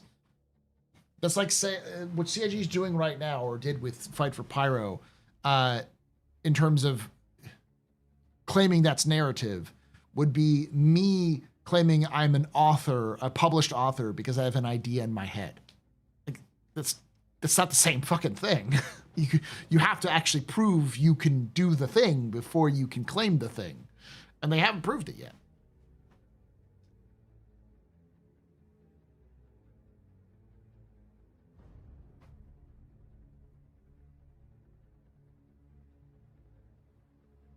Hey Paul, do you think they'll put in factions in the org system or put those in later? I mean, they're supposed to have fucking factions with fucking with fucking the current events that are going on, but obviously that's not there.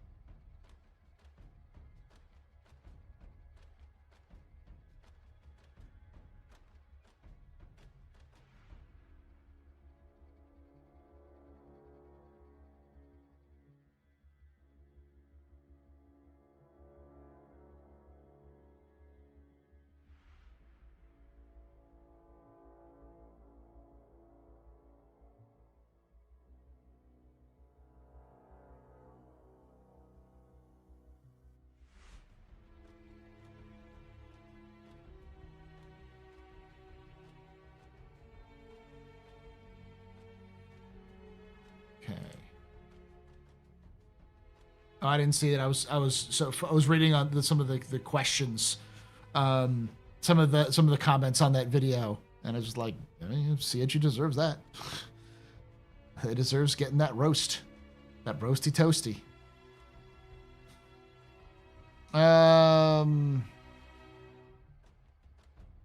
One of the things with base building is a lot of orgs use Discord, and if they can't make something better than that, no one will use it. Of course, no one's going to use that. The reason why you have in-game VoIP is more to do with communicating outside of orgs rather than communicating in orgs.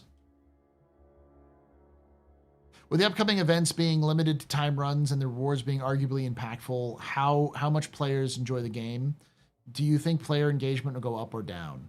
It really depends on how the game functions. If the game doesn't work, no one cares. Like, straight up. People care if they can get in their ship and fly around. Once you clear that hurdle, then we can figure out if people are going to engage or not engage with the event. But if people have functioning game, they don't have to engage in the event to enjoy themselves. They just play the game. The event should be something that draws you in for a number of reasons, but I couldn't tell you.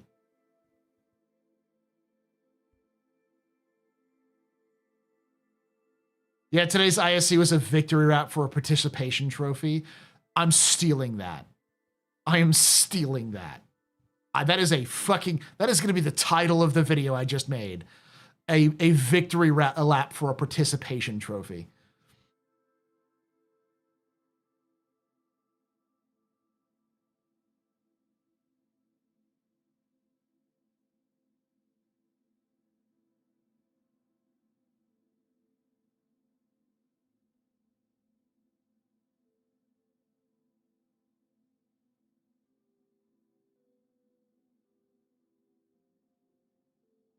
Hey, Paul, how do you feel about Monster Hunter Wilds dropping in 3 hours? I'm feeling leaving work early. Nice. I have never been invested in a Monster Hunter game release, so I couldn't tell you if I care or not, but I'm definitely interested enough, especially if Loken and friends are like, hey, come play it. I'll be like, sure, I'll play it.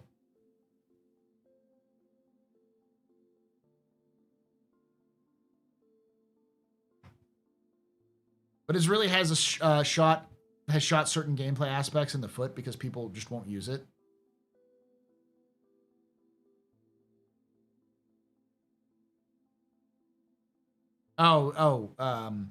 For Discord and stuff like that? Yeah.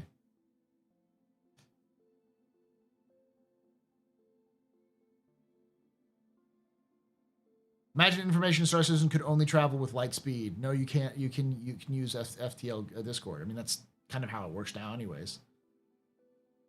The only reason why the information can travel at light speed thing exists is because they want to have the info runner gameplay. That's it.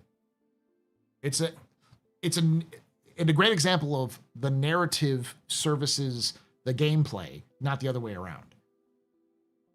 Games typically aren't these big epic events that you then create a game for. You create a game and then create a story that justifies that game.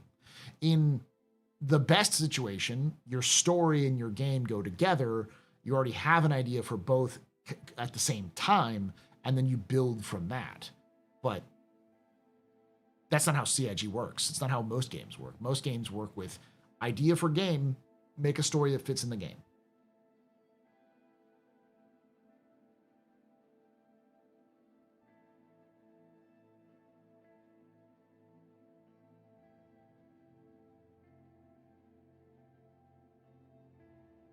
Hold on, I'm literally popping up Photoshop right now to make that title.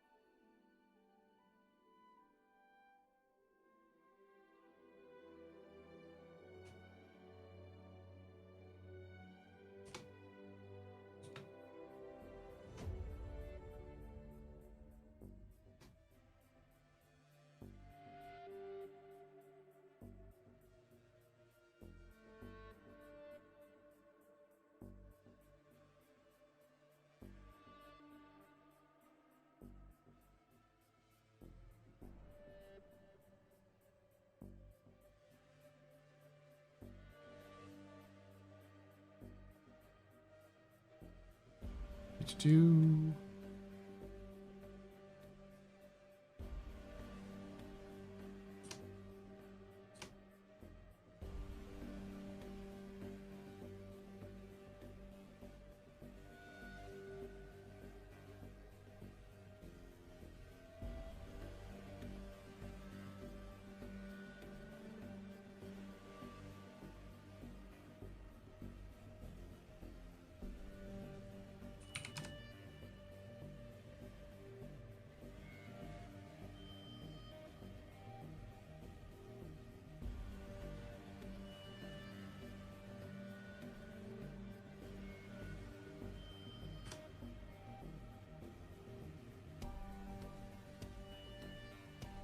But you can right now. A couple beans for that in that screen. So I'm putting the title that Radar Echo put down.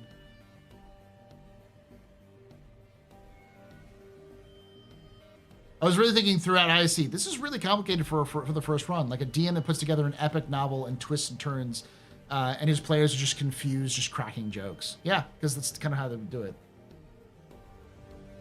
Spaceman is probably misunderstanding the way I see 1.0 on the roadmap is promised by 1.0 section, not until 1.0 section. What do you mean?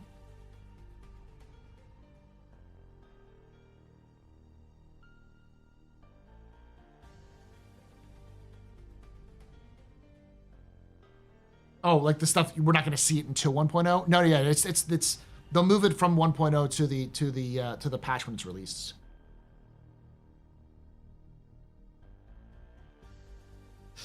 Except the DM is making us play the first half of D&D, missing half the rules. Yeah.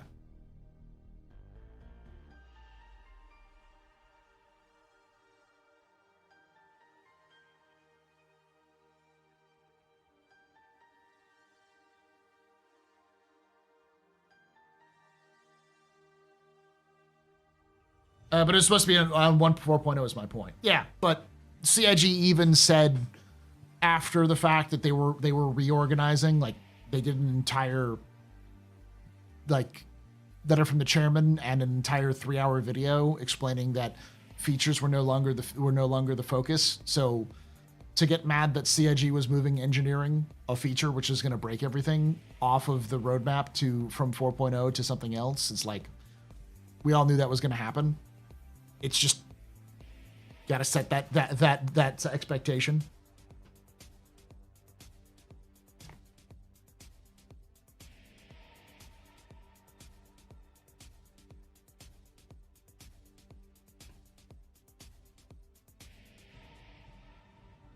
Everything changed between CitizenCon and the first of the year. Yep. For whatever reason, whatever the conversation was had amongst the Star Citizen developers or the Star Citizen management, they obviously came to the conclusion that whatever was working, whatever they had wasn't working, and they needed to pull everything that wasn't fix the game out of the game and put it into the back burner until they fix the game.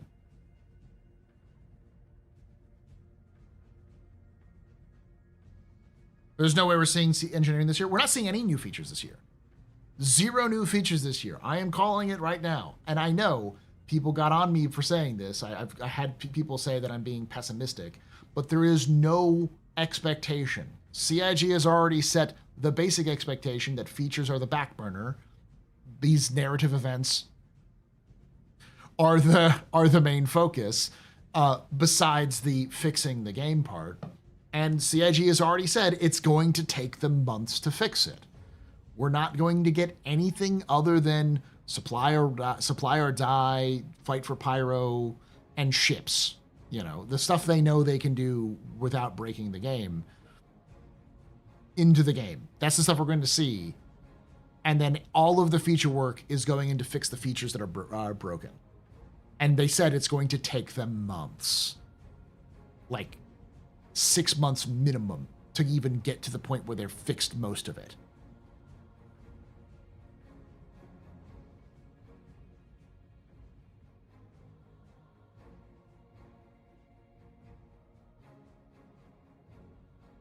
I don't trust them. Don't trust them though. The latest video just reinforces the smug talking down to players just to cements it. Yeah, I don't. That's why I said this narrative stuff. Like they're already starting off on the back foot, which is like, why the fuck should I play this narrative? Like if this is the care that CIG puts into their narrative, why the fuck should I play? If it's just to get skins, then cool. Why should I give a fuck?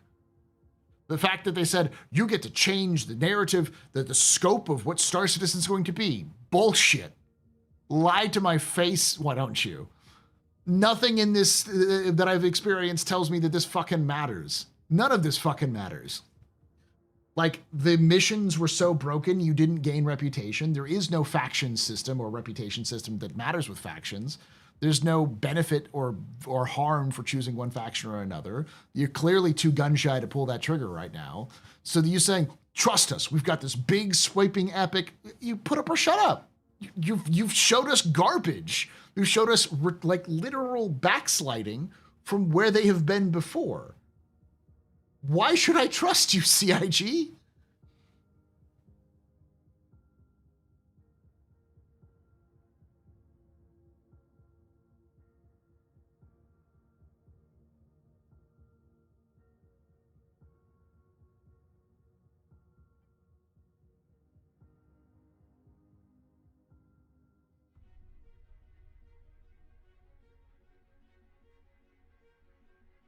No new features? What about all these new places for events and new mission givers, etc., etc.? Mission giver technology has been in the game since fucking Miles Eckhart.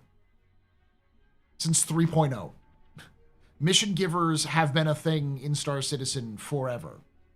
Locations have been a thing in Star Citizen forever. That's not new features. It's old features.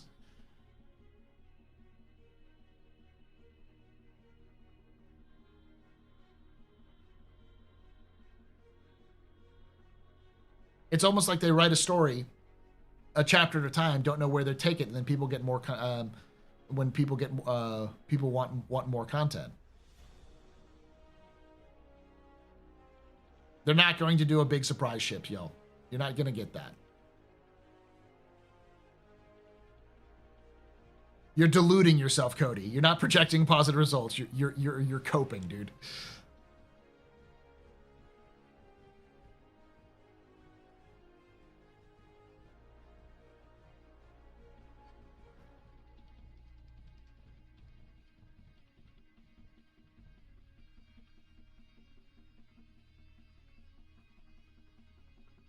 What about plot data pads with bits of confusing narrative?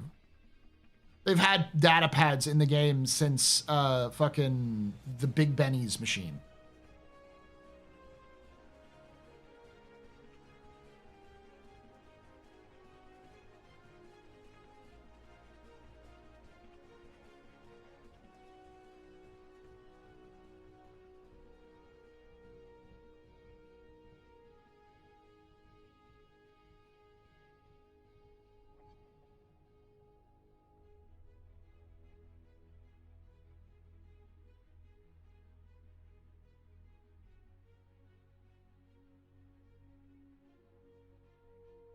I find it funny that we're kind of inverted here. Because apparently Mike is super hyped. And I'm just like, I don't fucking trust you, CIG. Like, I didn't even know I was being burned before you burned me. And then I'm like, what? Like, what the fuck are you talking about?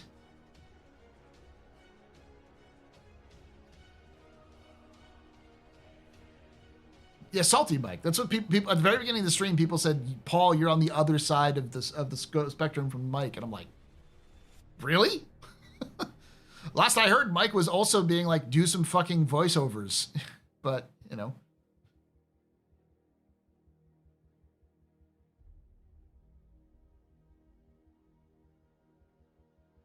I haven't seen the whole video, but someone might have been mischaracterizing Mike here. There, maybe.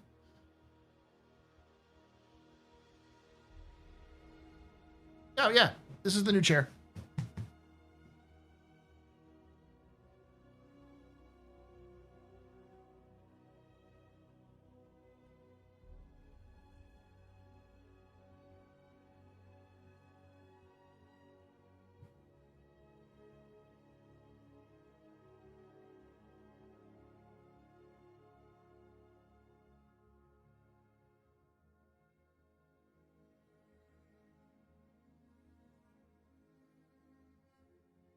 Mike liked the video, but still had much the same criticism. Okay, so whoever in the chat lied about it, or didn't fully watch the whole thing.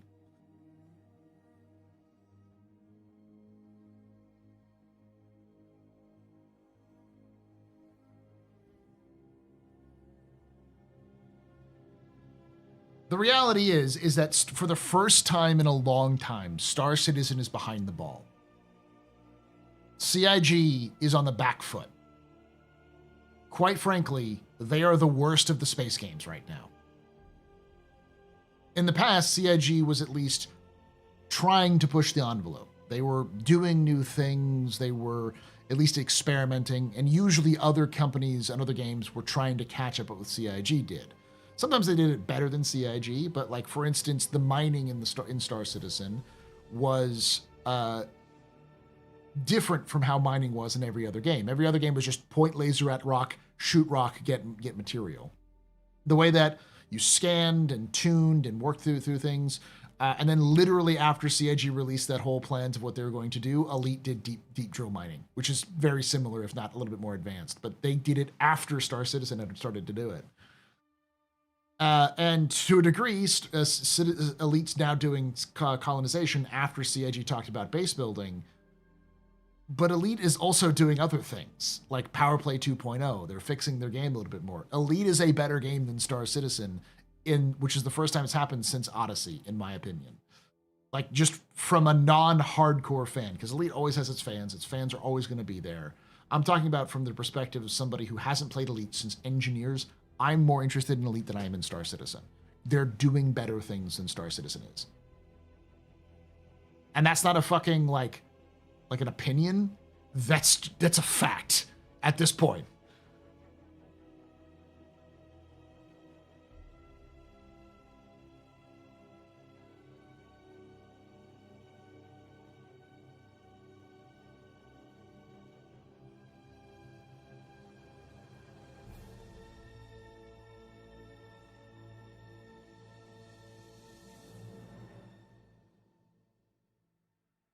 I think the backfoot perspective is partially a distortion caused by so many space games generating their own hype while Star Citizen is not.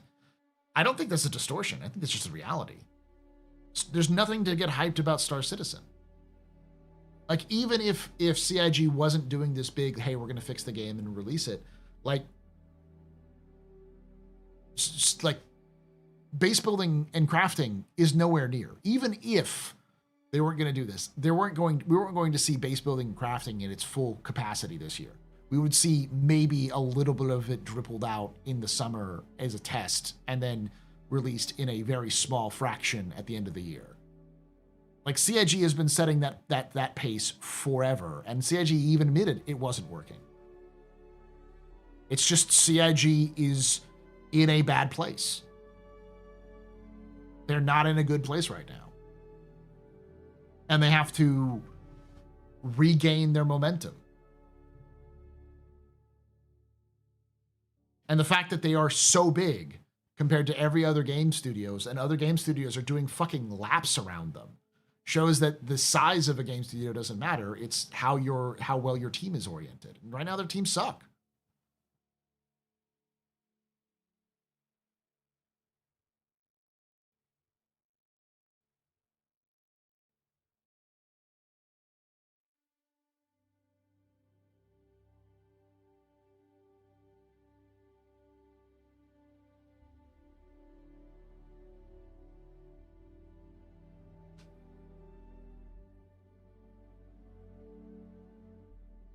They're stalling for Squad 42 next year. That means that they're just giving up on Star Citizen in 2025.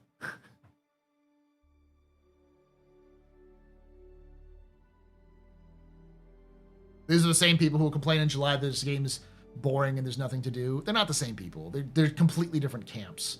But CIG also hasn't fixed the game yet, so.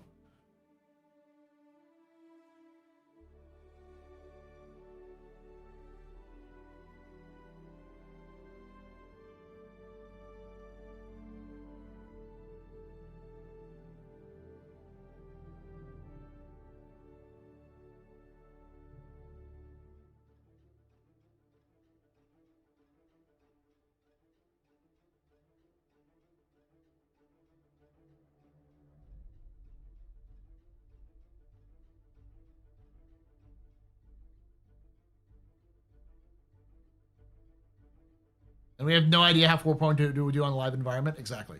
4.0 could shit its fucking britches the second it hits live. Because, like, I haven't played 4.0.2 at all. And I'm usually the kind of person who tries the new stuff out at least a little bit. I don't know how much buy-in there has been for testing.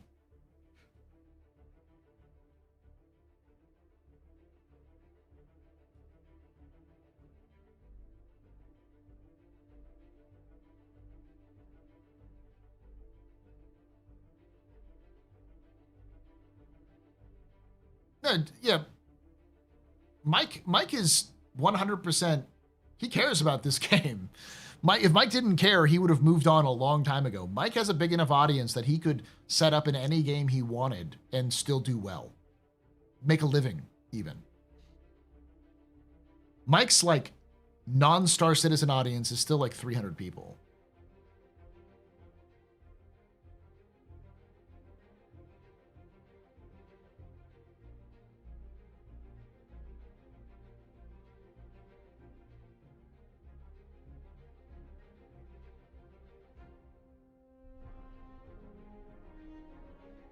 The funny thing is that CIG will focus on fixing some bugs in Star Citizen, but we already know the primary year was 1 or 2 at CitizenCon. We're not going to have CitizenCon this year.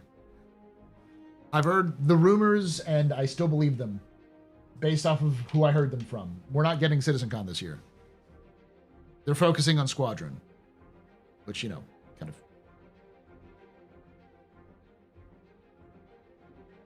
I'll be right back.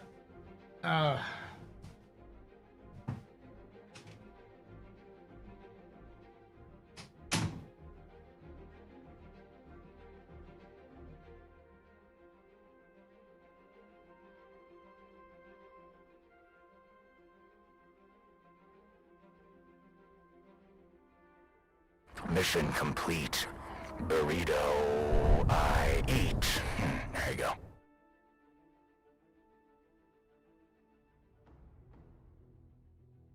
Barcelona! Barcelona!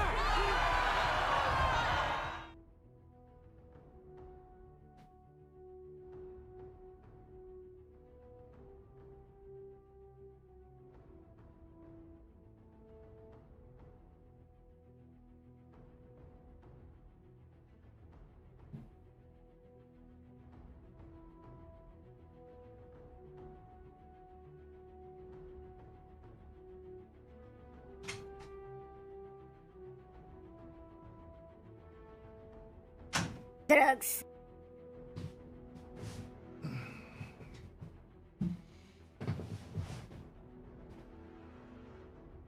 Who's been saying that? CIG sources I have at CIG.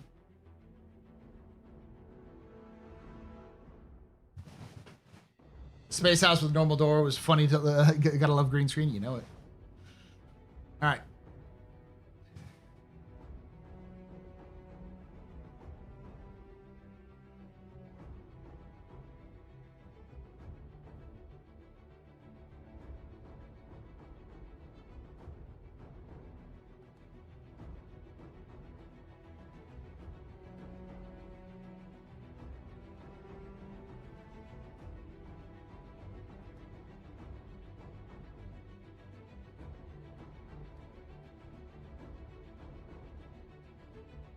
This guy thinks we're getting Squadron 42 next year.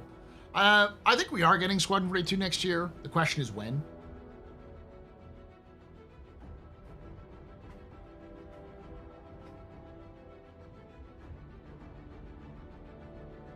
But it's hard to tell directly when until CIG makes an announcement. You're coping, Saint. Escap. That's cope. Chatted $4.99. It's only a model. It's only a model. Thank you so for that 49.9. Saying Squadron 42 is in 2029. That's fucking cope, dude. That's the like definition of cope. You are trying to protect yourself from being hurt, so you're coping super hard.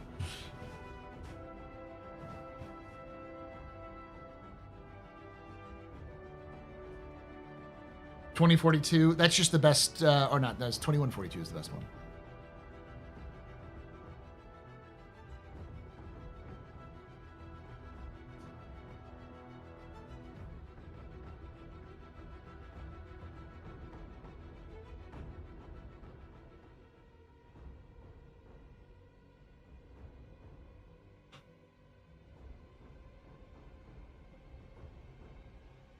We're gonna have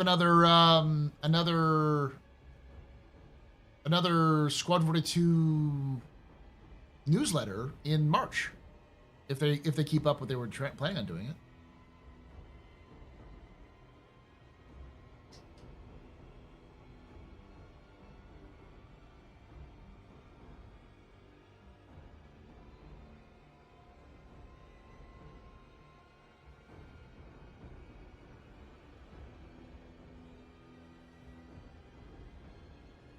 $2026 is just another Squadron 42 delay, possibly, but we'll know more when CIG actually makes a date announcement. CIG hasn't put in video form a date since 2016. You know, despite whatever compilations you've seen of Chris Roberts saying, "Oh, it's coming out soon. It's coming out in the next couple of years." Oh, CIG said it's going to come out in 3-4 years. Like those were all sort of off the cuffs or on like an ISE and SCL sort of thing. They didn't sit down and do a trailer like they did with 2016 or with last year, ever. This is the first time they've actually sat down and done something like that, which is designed to be promoted to a wider audience. So we'll know more when CIG releases another trailer for obviously for a date announcement. So I'm not saying like, oh, CIG is definitely 100% going to release it in 2026. They could delay it. Every major like game that has had a release date set has delayed their game in the last like 5 years, last 10 years, just about. Most games will make an announcement and then may have a delay. The question is how long that delay would be, or if CIG will do it at all.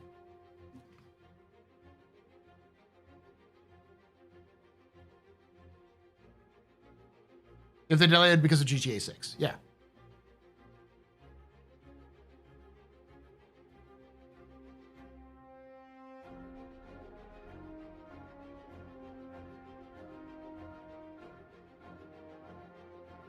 I can't remember the last time I played a AAA game that wasn't delayed. Even if it's delayed for a couple of months, it really depends on what's going on. They can't afford it to be like Cyberpunk. They're not fucking CD Projekt Red.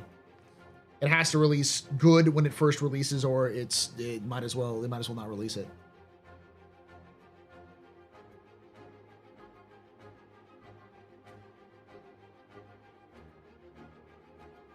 Squad 42 can't fail in that way. It can't fail in being buggy, like unplayably buggy, and it can't fail in terms of being shit. I don't think it's going to be shit, but it could be unplayably buggy.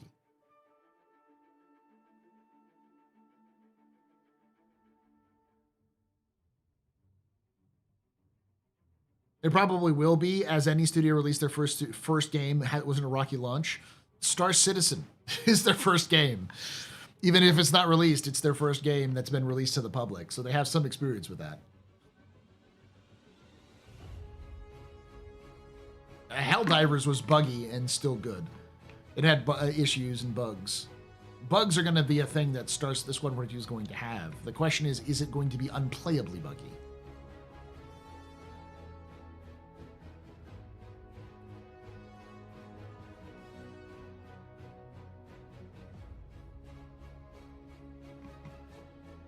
Fucking Baldur's Gate 3 is still buggy, yet it's still Game of the Year.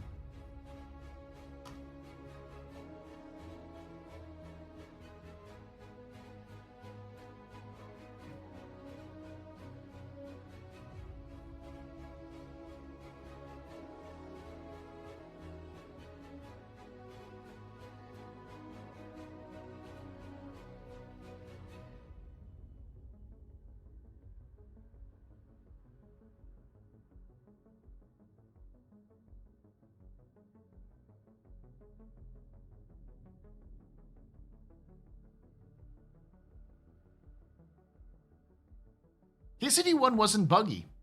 It had some issues, but it wasn't really that buggy. KCD 1 was a pretty solid launch.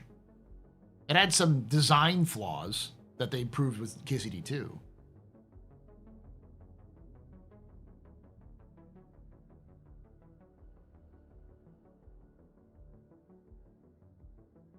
I don't remember people like losing their mind over a fundamentally broken KCD.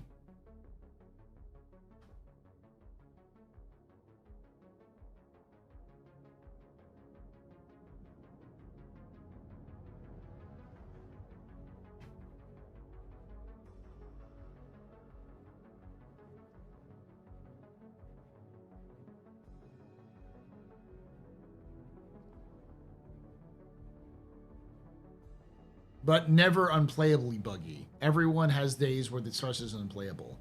Most of the reasons why Star Citizen is unplayable has to do with the internet.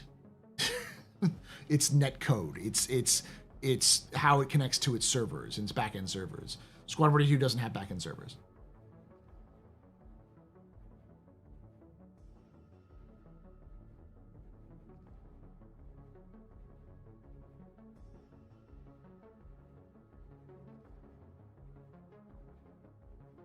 Yeah, I don't think Squadron will be unplayably buggy either. The question is, will Star Citizen release at a good time to capture the right audience?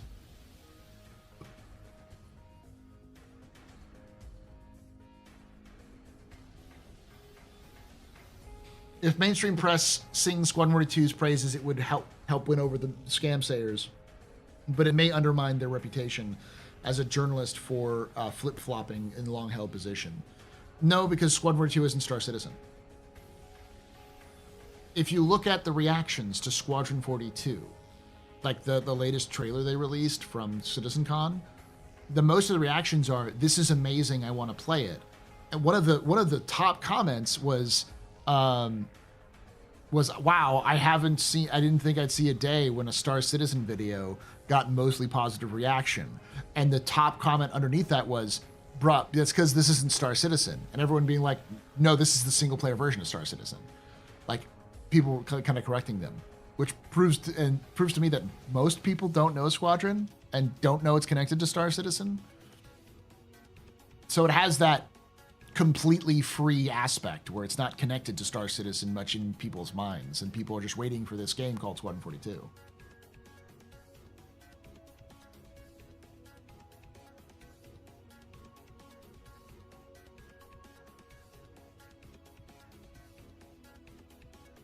Man, go home, Saint. You're drunk, dude.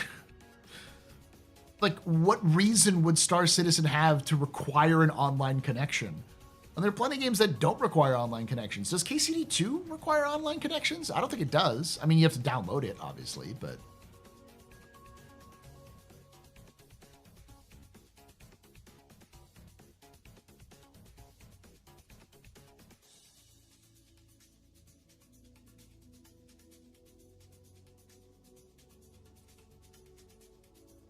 They added an offline for something different, but, you know, because they actually came out and said it wasn't for Squadron, but I wouldn't be surprised.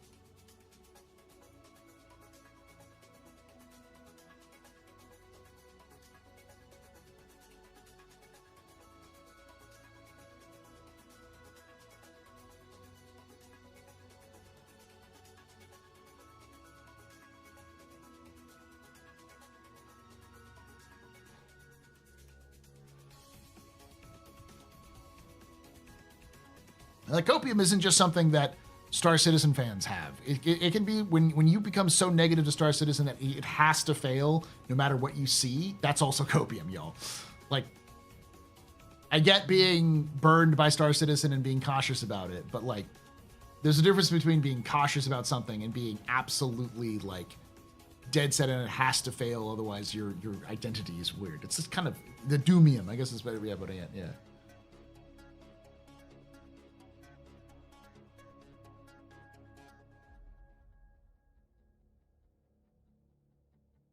I wouldn't be surprised if Squadron is launched through the RSI launcher, so it might need you to log in for that. That's true. But I don't think you'll necessarily have to have an online connection for the game to function.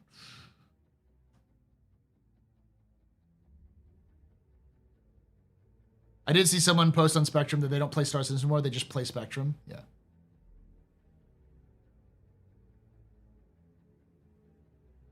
I need a good Star Citizen shush to help me escape Doomium Pit, but I'm stuck in elevator hell for days.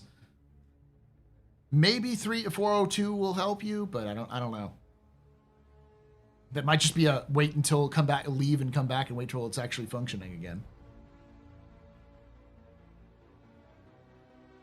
Later, Lloyd. Thanks for hanging out. Spectrum is like text-based rushed.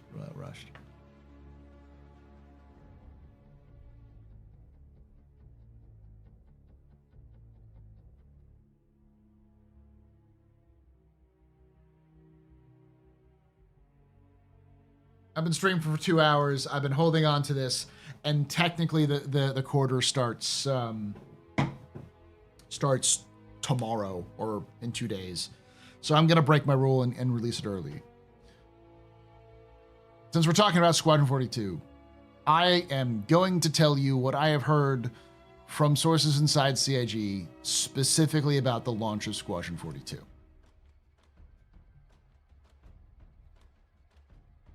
Y'all ready? This is an exclusive leak from Star Citizen. This is a trust me bro leak, so don't take this as word and gospel, and things can change. CIG often does change their minds with these sort of things, which is the reason why I don't talk about this a lot. But I do feel like this is an important thing to talk about because CIG has refused to talk about it. And if it comes out that this is right, remember that I said this on February 27th, 2025. Okay? Squadron 42 is going to release on Steam. It's going to release on the Star Citizen launcher, but it's also going to release on Steam, and I believe they mentioned it's going to be on the Epic Store as well. So it's going to release to other platforms at launch. There is not going to be a console launch. There is no plans for a console launch. It is going to be released on Steam at launch. No date. No date yet.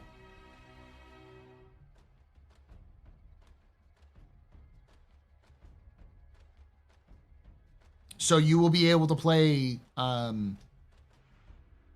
it day one on Steam.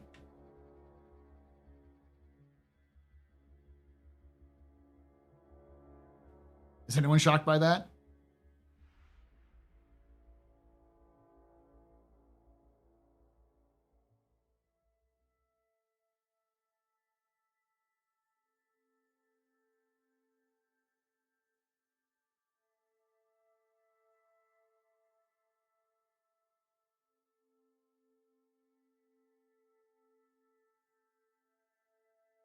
If you already have Squadron 42, you receive a Steam version as well. Not that I know of. You'll have to buy the Steam version separately. The version you have is going to be based off of the Squadron, or off of the RSI launcher.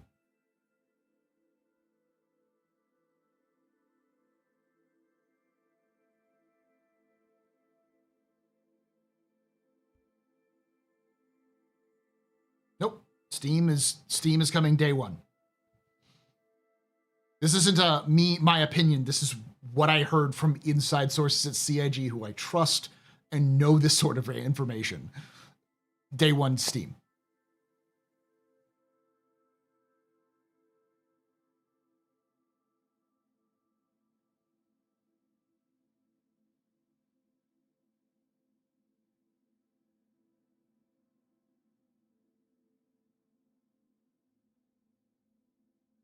Take it as with a grain of salt.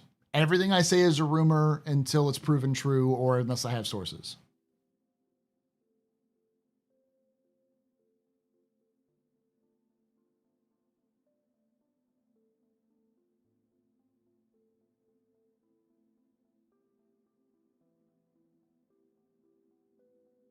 At least it won't be boiled, loses flavor. No, it wasn't Jared.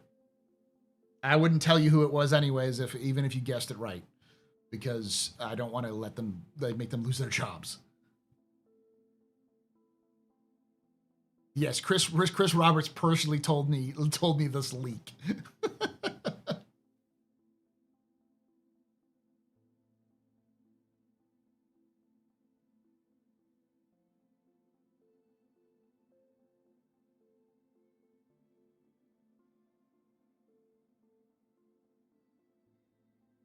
I was surprised when I heard it. I was like, wait, day one? They're like, yeah, day one. I was like, not like a year after? It's like, nope, day one. Day one Steam release. Not Star Citizen, Squadron 42.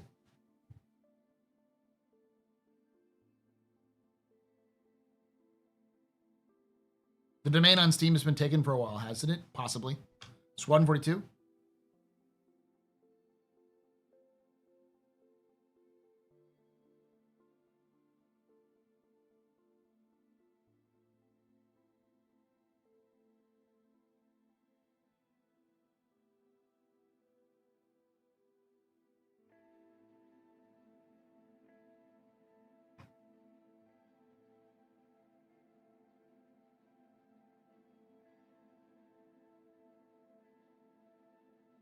Yeah, I think it's some of y'all starting to get why like it hit me like a ton of bricks when I heard it. I was like, wait, hold up, rewind. What did you just say? Because a lot of people are like, oh, this is fine. This is it. I'm like, no. Think about it. Think about why CIG would be doing Steam day one, and not, take that 30% hit. It's because they're going big. They're throwing it out there. It also means that it's probably going to be, they didn't say this, this is just my assumption. It means it might even have Steam OS or Steam OS support, Steam Deck support.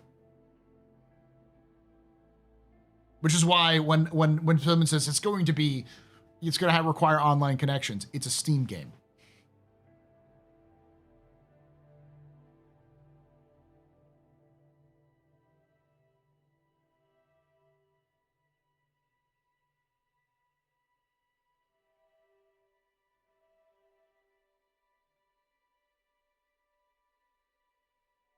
Fishy now. Fishy gets it. This is why they're not doing Squadron. They're not doing CitizenCon because they're focusing on promoting Squadron. Because they're going big. They're throwing a deep.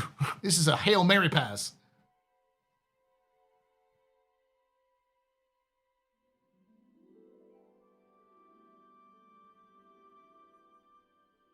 CIG is deciding to whip their nuts out and throw it on the table because this could blow up in their face. If Squad 42 is bad, this will ruin them.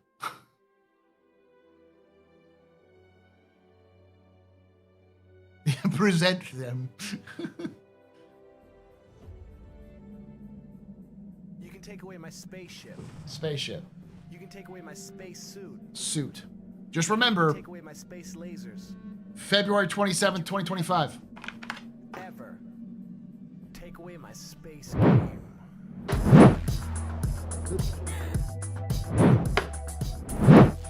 I was working on the thumbnail.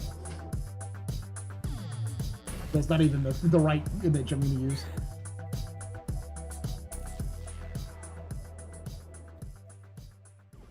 Gonzo209X just resubscribed for 81 months. Thank you so much for that 81 months of support there, Gonzo. You're very important, Pupper, very impressive, very pedestrian. This is your father trying to drink a night. Shots and cheers in chat, y'all. Shots and cheers. Yeah, but CIG could also change their minds. Exactly.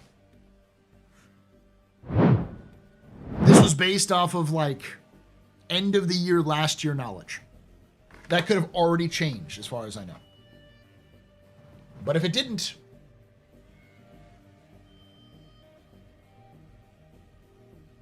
I was worried that if Squad War 2 is not well received, does that spell doom for the PU? It probably makes the PU smaller.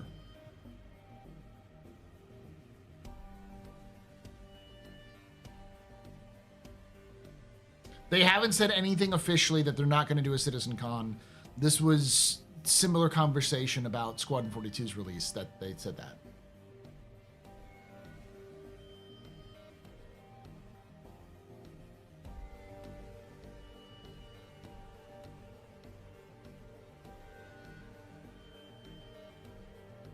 They also usually mention CitizenCon right now, and they haven't yet. No.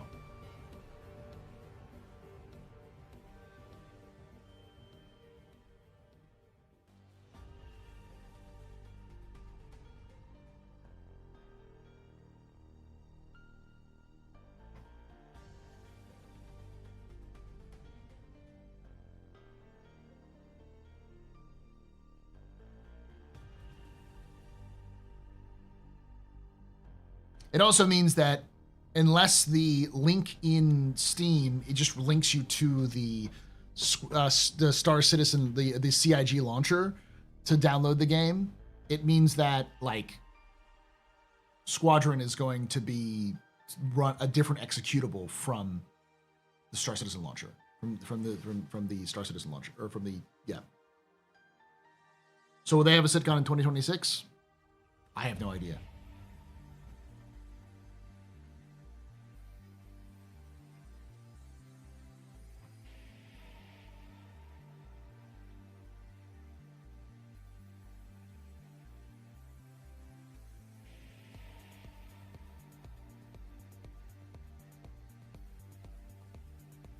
It might have the RSI launcher. It might have its own launcher that's based off the RSI launcher.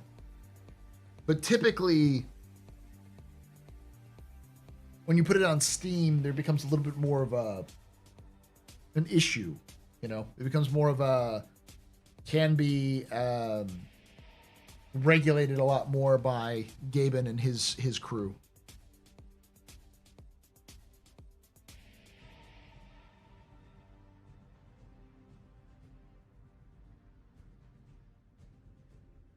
Final Fantasy 14 does web and Steam. Same launcher, different accounts.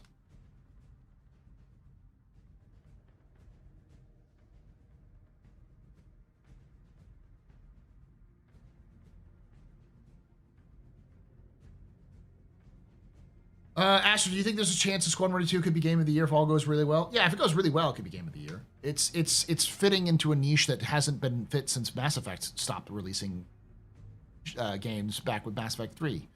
What do you mean Mass Effect Andromeda? That doesn't exist.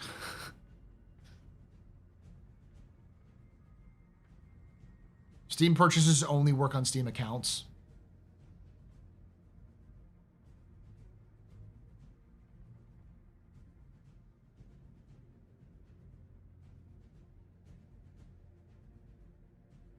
Risk of changing the topic. Have you been painting recently? I've been starting to plan on Angels of Death kill team, and I haven't seen you show off your minis recently. I've been focusing on my Blood Bowl team, and I'm almost done with it. I haven't done it in the last couple of weeks because it's been pretty crazy at work, but I have done a little bit of painting. I'll take pictures of them and show them off on stream on next Thursday. So, is engineering needed for Squad 42/puzzles? It's already in Squad 42. If you look at a lot of the stuff that Ali Brown said, basically all of the things we don't have in Star Citizen yet that we need eventually are already in Squadron.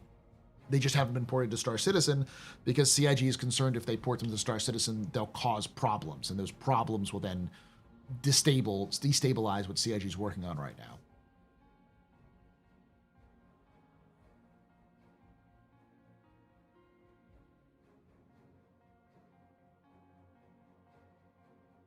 Love Blood Bowl, such psycho. It's so stupid. I love it.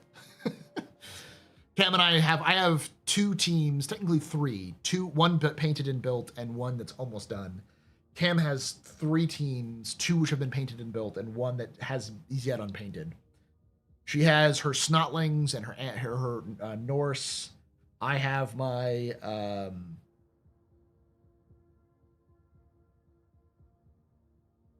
Imperial Nobility and Blackrock Orcs.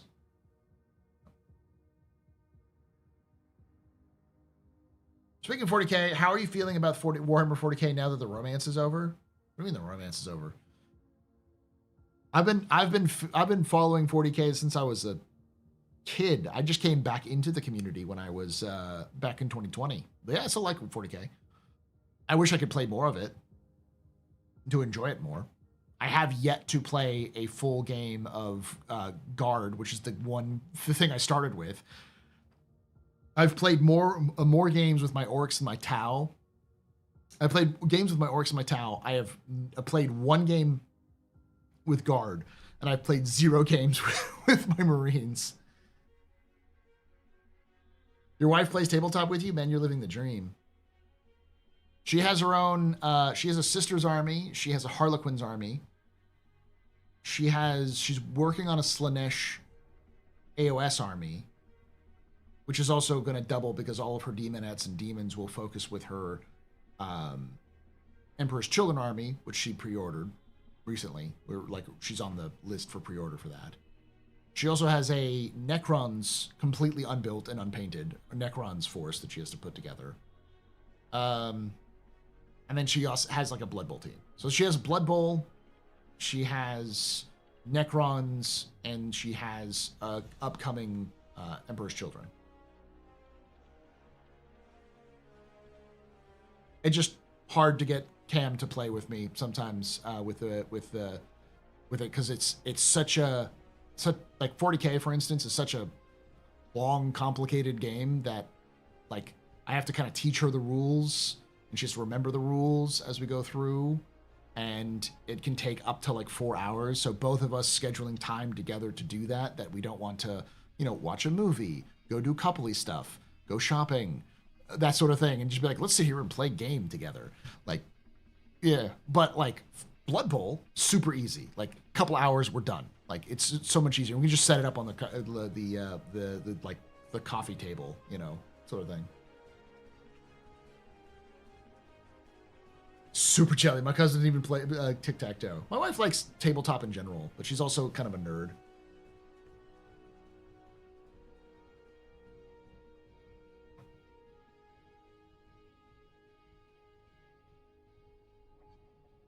I mean, what I need to do is schedule some time to go to my local friendly gaming store and play 40K with other people other than my wife, and then get my wife into playing 40K enough that we can do a 2v2 narrative events sort of things.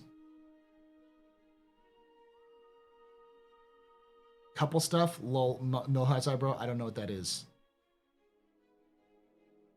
I mean, there's lots of stuff you can do with coupley stuff, like go on a date, go to dinner, watch a movie together, go for a walk, go do dance lessons.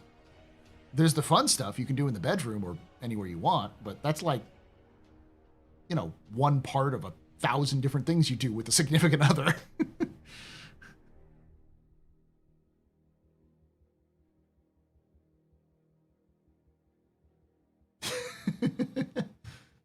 Are you kidding? Fishy, she's talked about wanting to create a Blood Angels army. I've kind of like said you should focus on like getting your Necrons done and getting your Emperor's Children done before we put you into the Blood Angels.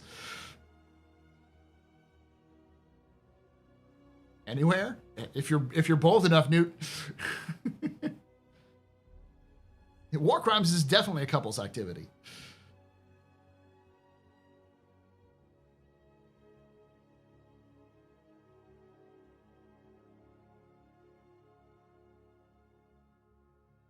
The hangars make sense for what CIG wants to do, but there definitely needs to be... CIG needs to do a hybrid of, like... They need to have cities, like landing pads with, like hangars, cities, the landing zones they have now. They need to have towns, and then they need to have outposts. Right now they have outposts, which have these open-air landing zones and that kind of stuff, which are kind of very bare bones, sort of like villages at most. And they have landing zones, which are dedicated landing zones for cities and such. They need to have something that's between those two. They're sort of getting there with some of the landing zones, some of the outposts in Pyro, but this doesn't quite meet there because you don't have like a dedicated cordon off area for landing. It's sort of just hodgepodge. So.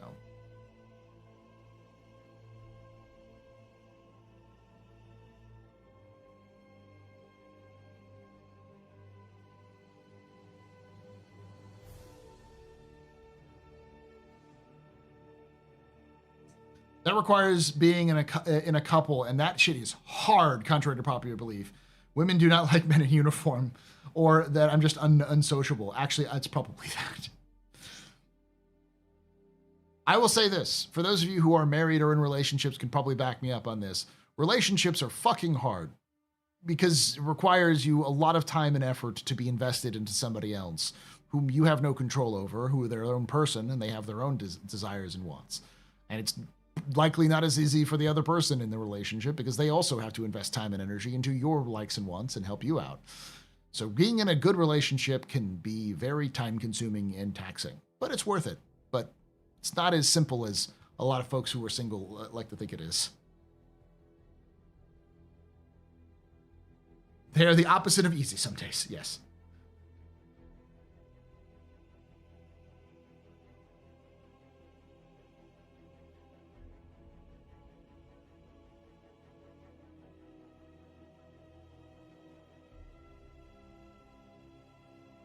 You've known your wife since you were 12, so you got it easy. But you've already done the work, C Daddy. You two knew each other for decades before you even got married, right? I'm sure you didn't get married at 12.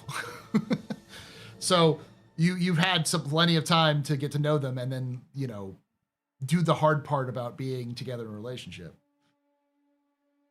That would require someone to be capable of withstanding my presence. Never gonna happen. Only if you let it.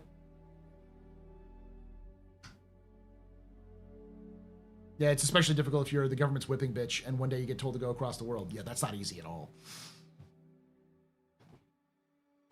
I do not envy military relationships because they sound like they're awful. Yeah, sure. We'll just I'll be married to somebody who it at the moment's notice could go off to the other side of the world and die.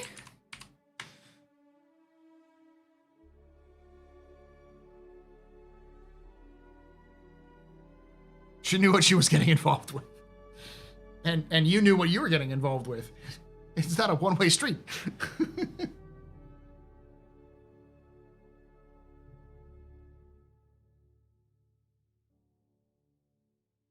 I can tell you some stories of Taro Terrace outside Lejeune. 3 words, on-base housing. Ugh, yeah. Jody's usually there to comfort them, right, boys? Yeah, I know that stories.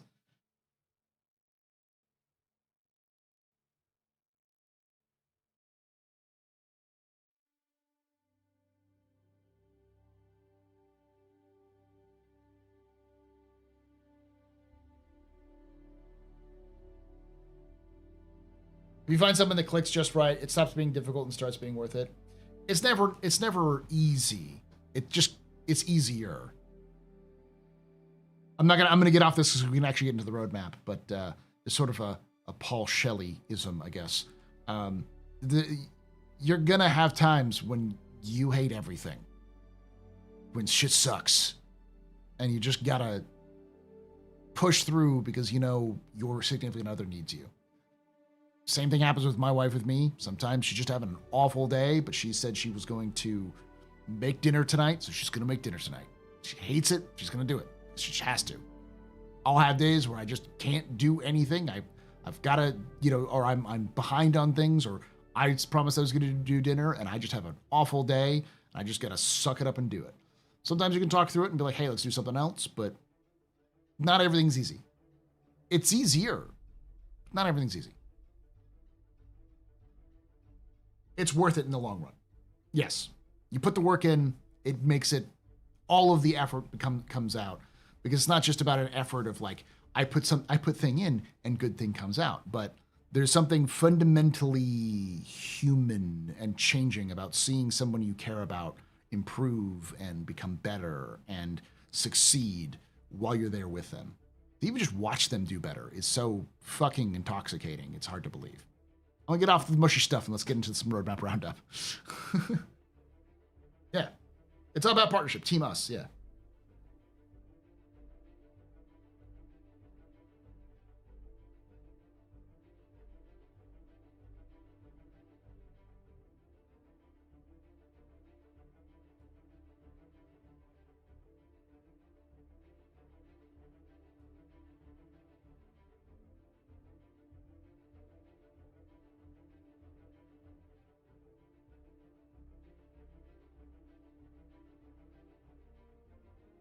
This turned from spicy to really nicey, very, very, very fast.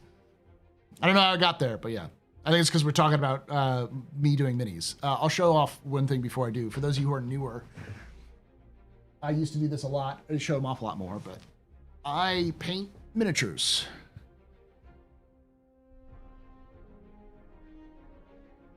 So like this is a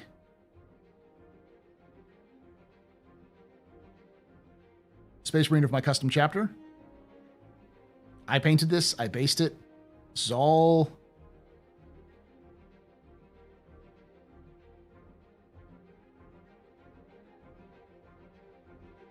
get it to focus right.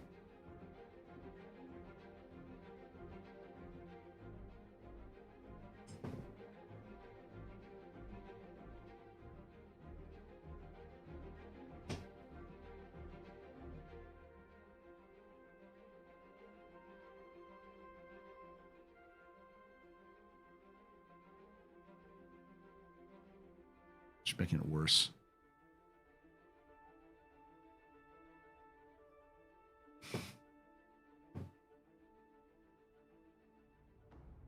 It's a nice hand, yeah. Come on, focus properly. There we go.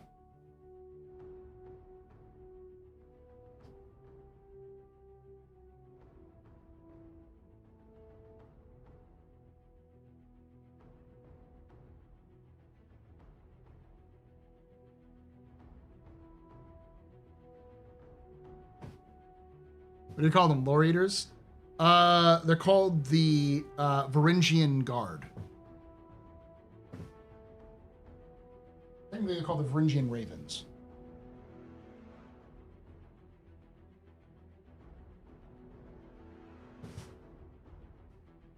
Deathwatch Black Shields are cool. I like Deathwatch.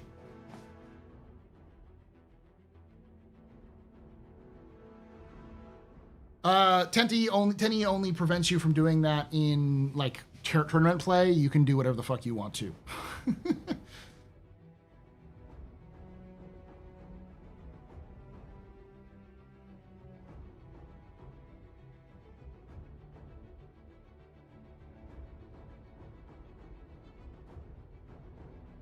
Yeah, it takes a lot of work.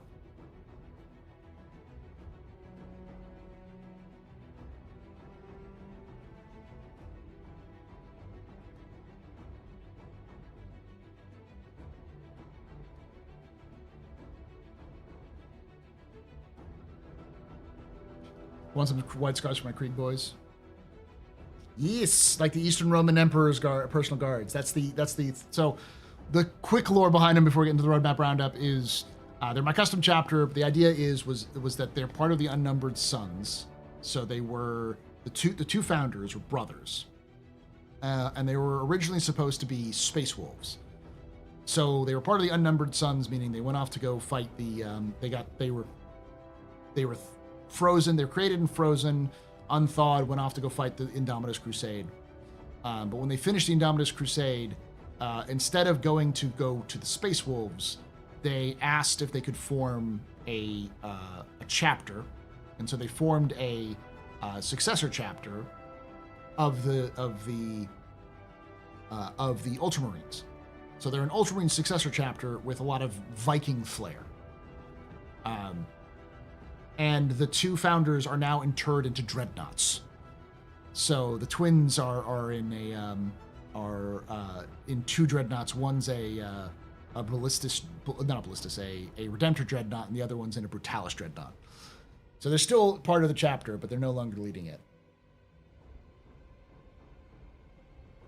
Varangians, yes, the Varangian Ravens.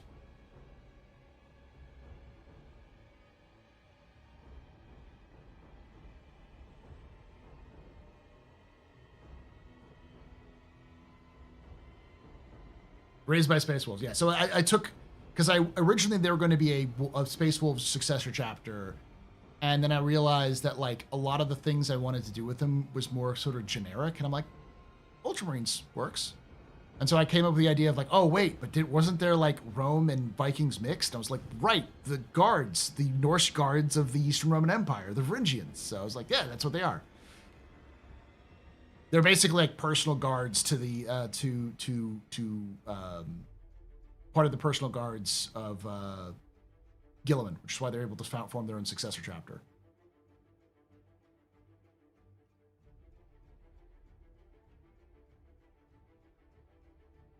The names aren't Romulus and Remus. It's what were the two names? Hugin and Moonin. Because I'm very clever, just like GW. Hugin and Moonin. Stephen Carl. Space Romulus and Space Remus. Yeah.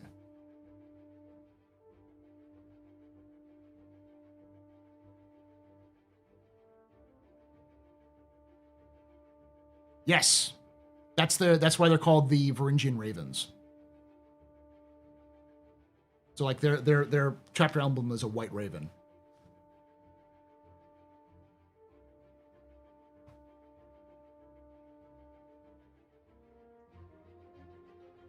Yeah. So like the shields they have for like their storm shields are all like Norse themed, and they have like feathers and claws and stuff like that, and different like accoutrements, like the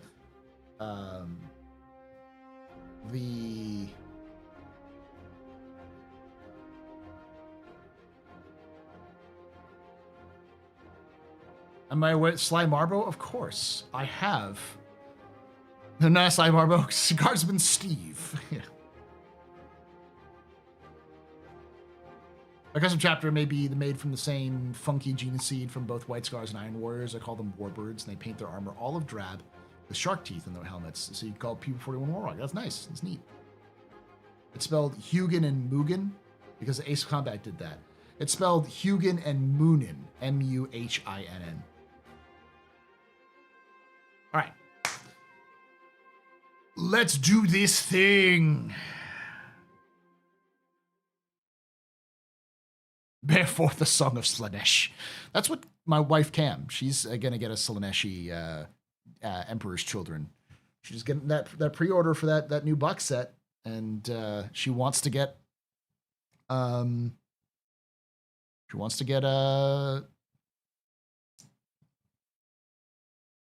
what's his name?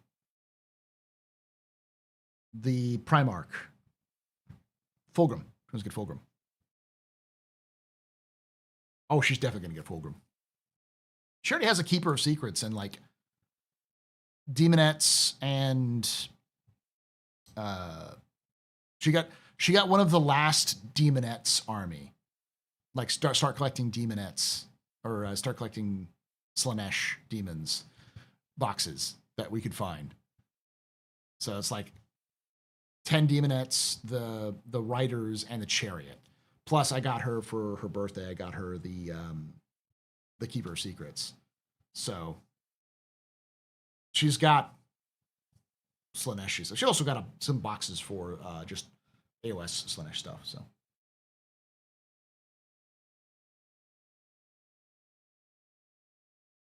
I'm serious about Steve, though. It's the best memes I've ever seen in 40K. A flayed one that joined the guard is an amazing concept. That sounds great.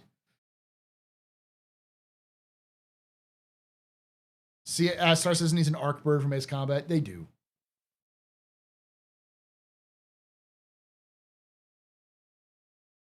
What medium leg armor has the most drip now? They ruined Stitcher legs in 4.0. I couldn't tell you. All right.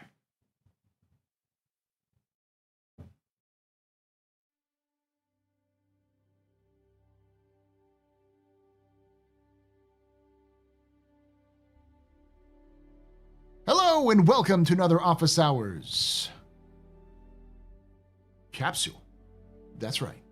A small section of my Office Hours live stream that I do on Thursdays at 8 p.m. Eastern, 5 p.m. Pacific, over on twitch.tv/TheAstroPub, youtube.com/TheAstroPub live. We'd love to have you come join us live and hang out with chat here as we talk about Star Citizen lore, news, and more. With that being said, today we're going to talk about the roadmap roundup from February 26th, 2025, with some big updates, some possible issues, and there's some good and bad in this. So without any further ado, let's jump right into this.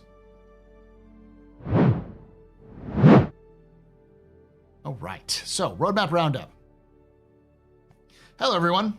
As we emphasized in the last letter from the chairman and throughout our messaging this year, our top priority for 2025 is improving playability. A key part of this effort is refining how we manage feature development, with features now being developed in a separate branch and only migrating over when they are ready. In a recent episode of Inside Star Citizen, we shared our commitment to delivering more content patches more frequently. Because these updates are highly narrative-driven, we've adjusted how they appear on the release view to avoid spoilers. As a result, some newly added cards in the release view are marked as redacted and will only be fully revealed when the content is officially announced or discovered. As a reminder, the 1.0 column represents features and content planned for Star Citizen 1.0. However, this doesn't mean you'll have to wait until the full release to experience them. Rather, it serves as a snapshot of the experience you can expect. As features and content from this column become ready, they'll shift left to a point patch column preparing for release, meaning that even if it's in 1.0, the column, it will move over from 1.0 to a different patch just once it's ready to go. So even if it's in 1.0, that doesn't mean it's going to be released at 1.0. Just it'll release in a different patch release. There are still some additions and updates to come, including possible changes and additions to immediate columns. So be sure to check back every 2 weeks for the latest updates. Ooh, they're going to do it every 2 weeks. Neat. CIG community team. Notable changes for February 26, 2025. Deliverables released with 4.0 and 4.0.1 were marked as released. Meanwhile, the new supplier die has been added to 4.0.2 and marked as committed. A new 4.1 column has been added to the release view, highlighting some of the major deliverables that were released in the 4.1 patch cycle, either in 4.1 or in subsequent point patches 4.1.x. Redacted. Mission Giver. Very good. A new mission giver enters the verse, bringing fresh opportunities for players to explore. Redacted. Mission Giver location. A specially designed location to host our latest mission giver, offering a new hub for players to engage with these opportunities. Pardon my speculation here, but this might be an instanced area where you can go talk with this mission giver without seeing a line of 600 people behind you. I hope I'm right. Sandbox activity. Redacted sandbox activity. A new open-ended blending activity blending on-foot exploration with aerial support, creating sandbox gameplay opportunities for daring teams. Interesting. Redacted armor set. A rugged and stylish new armor set tailored for brave adventuring facing new dangers. Maybe an exploration armor? We'll see. New space combat missions. A set of space combat missions featuring improved scenario design and refined storytelling. Scheduled to come in a 4.1.x patch. Okay. Volt AR Parallax. A new powerful weapon boasting a unique blend of characteristics, firepower, and tactical potential. Nice. Volt SMG Quartz. Compact yet devastating firearm designed for those who need maximum firepower in a minimal frame. Scheduled to come in a 4.1.x patch. Hathor Mining Station. A large-scale mining laser facility operated by the Hathor Group. Hathor Ground Alignment Stations. Strategically placed Hathor-operated outposts providing key infrastructure and sandbox gameplay for opportunities for planetary operations. Now, Hathor is a thing that's going to be a little weird. Hathor going to require some explanation. CIG changed the lore. Not really changed. They added lore to the Hathor Group really recently. They changed it multiple times in the last, 2 or 3 weeks ago. They changed it multiple times. And I was like, why are they changing the Hathor lore so much? Because I subscribe to my Discord subscribes to a bot which basically pings the Discord every single time CIG makes an update to an official site. And they were making updates to the Hathor Galactopedia post multiple times in a week outside of any sort of Galactopedia release schedule. So it was like, what's going on? And then I realized after reading it, so for those of you who don't know, Theaters of War was an event that was supposed to be a combined arms event for Arena Commander. It has been quietly put on hold, if not outright canceled, but its main focus, its main first set of missions was a thing called Crossroads of Crime, which was set on a Hathor-based location in the Nexus system. The Hathor Group, actually, if you've been watching the complete history of Star Citizen lore, you probably know who the Hathor Group is. That's my other channel, the Astro Historian. Check it out right up here. Go check out that channel so you can see the Hathor Group. I'll probably leave the link to the very specific mission or episode that I talk about the Hathor Group there. But they were the ones who were given the entire control of the Nexus system, which is now called Nexus. At that point, it's just called Hathor. And they basically let it go to pot. Any outlaw group was allowed to take over, because as long as they could extract as much resources, as long as Hathor wasn't bothered and could extract as much resources as they need to. So they basically drained the resources dry and abandoned the system to outlaws. So Hathor locations had become into outlaw, gang pirate headquarters. So in a recent lore bit, only about 10 years ago or so, the UEE Navy and the Advocacy invaded the Nexus system to try to pacify it. And so the Crossroads of Crime map took place during that period where the advocacy was trying to push out this local pirate group, and so they were battling into different areas. It was supposed to go over like PvP, like FPS missions, then combined armed missions, then combined armed missions with spaceships, and then fly up to a station and complete the mission. All of those assets have been built. They've been tested. They've just been sitting in CIG's backstock, waiting to go. And I said when they updated the Hathor group, which said specifically that Hathor's last outpost, its last gasp, was in Stanton, that I'm like, they're putting this in Stanton. So these are in Stanton. Paying attention to lore pays off every time. I'm just gonna keep saying that. These are Stanton. So this is a Stanton-based sort of situation. So these two things are going to be in Stanton when they come out. So it was a long explanation, but yeah, those are both going to be the Theaters of War assets added to Stanton for players to play with some sort of event. We don't know what yet, though. All right, additions to Star Citizen 1.0 column. Control surfaces, improving atmospheric flight dynamics with functional control surfaces, allowing for more precise maneuvering and realistic aerodynamics. Quantum Boost, introducing Quantum Boost, a short burst travel mode designed for quick repositioning and high-speed engagements between distant points.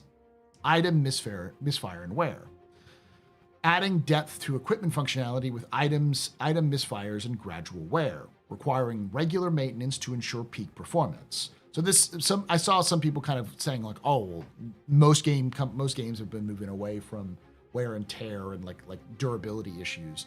The thing about item misfire and wear is more to do with like a money sink. So you have to repair and maintain your armor and weapons in your ships and your components regularly so they don't break. That's all. I don't think you could likely get these things down to almost zero health or zero functionality and then still repair them back to full health if you put enough resources and such. It's also there for crafting and that sort of thing. So it's more of a money sink to get players so that they're actually using their money rather than just hoarding it. This is where things get a little off. Fire hazard. Bringing the fire hazards to ships and environments along with the fire extinguisher mechanics, requiring players to manage and extinguish blazes before they spread. Charge and drain, expanding the utility of multi-tool to the ability to drain and transfer power between objects, unlocking new puzzle solving and support roles. Life support, integrating life support systems into ships, making oxygen management and environmental controls critical for survival. Engineering gameplay, introducing dedicated engineering roles aboard ships, allowing players to actively manage power distribution, repairs, and system efficiency in real time. Solar flare, unleashing powerful solar bursts with the pyro system, creating dynamic environmental hazards that players must navigate and prepare for. Oh, there's a lot here. Vehicle radar and scanning rework. Okay, before we get to that, all of these were in 4.0. Engineering is officially delayed. The CIG has pulled 4.0, pulled all the last little bit of 4.0 that wasn't released and put it into the 1.0 column. Does that mean we're not going to see it at all until 1.0? Obviously not. But I think this is a clear indication you ain't seeing this year. Engineering might as well have just disappeared. It's not coming out this year. Mark my words on it. I want to be wrong on this one, trust me. But with this sort of move, it tells me that CIG is not confident that it's going to release this year. So they're putting it into the 1.0 column to set expectations that it's going to come out in 1.0, by 1.0, but not anytime soon. So any of these things I would not expect this year. Anything that's been added to the 1.0 column, just because it's clear that CIG's focus is on stability and these new sort of content focus rather than features. So all of these are the back foot. Vehicle radar and scanning rework. Reworking vehicle radar and scanning for all vehicles. FPS radar and scanning, implementing first-person radar and scanning gameplay, improving situational awareness, and bringing new tactical gameplay. Hangar upgrades. CIG. Copy editor. Come on, man. Hangar upgrades. Are y'all excited for hangar upgrades? Let me see some hangar upgrades in chat.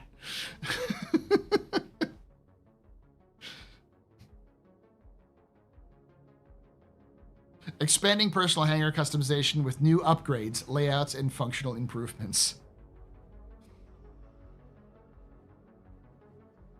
Weapon overheat. Introducing heat buildup and overheat mechanics for energy weapons, requiring careful trigger discipline and heat management during sustained firefights. Radiation. Implementing dangerous radiation zones in specific locations, forcing players to adapt with specialized gear and strategic navigation. New missions location repair. Implementing new missions that introduce repair gameplay into the persistent universe, first appearing in Pyro's Outpost. We've temporarily moved this card to the 1.0 column, but like all features and content there will be assigned to a point patch when it's ready. So I think with this, it is safe to say we are not getting any features into Star Citizen this year. These were all things which players were either shown recently or were discussed in month reports or were promised, CIG promise, were scheduled to release with 4.0 and this year.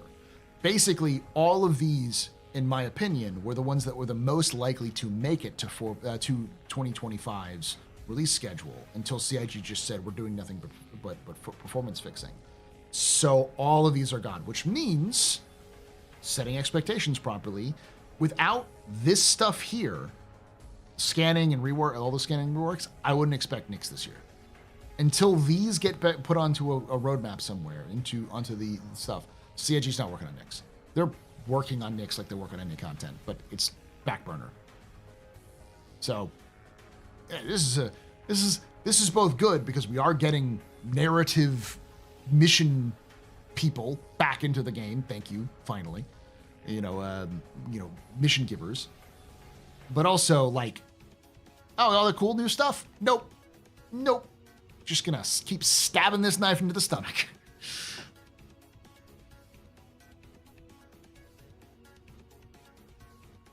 All right, progress tracker. It's important to note that the progress tracker is not actually telling us anything. It doesn't tell us anything about release. It just tells us what's actively being worked on.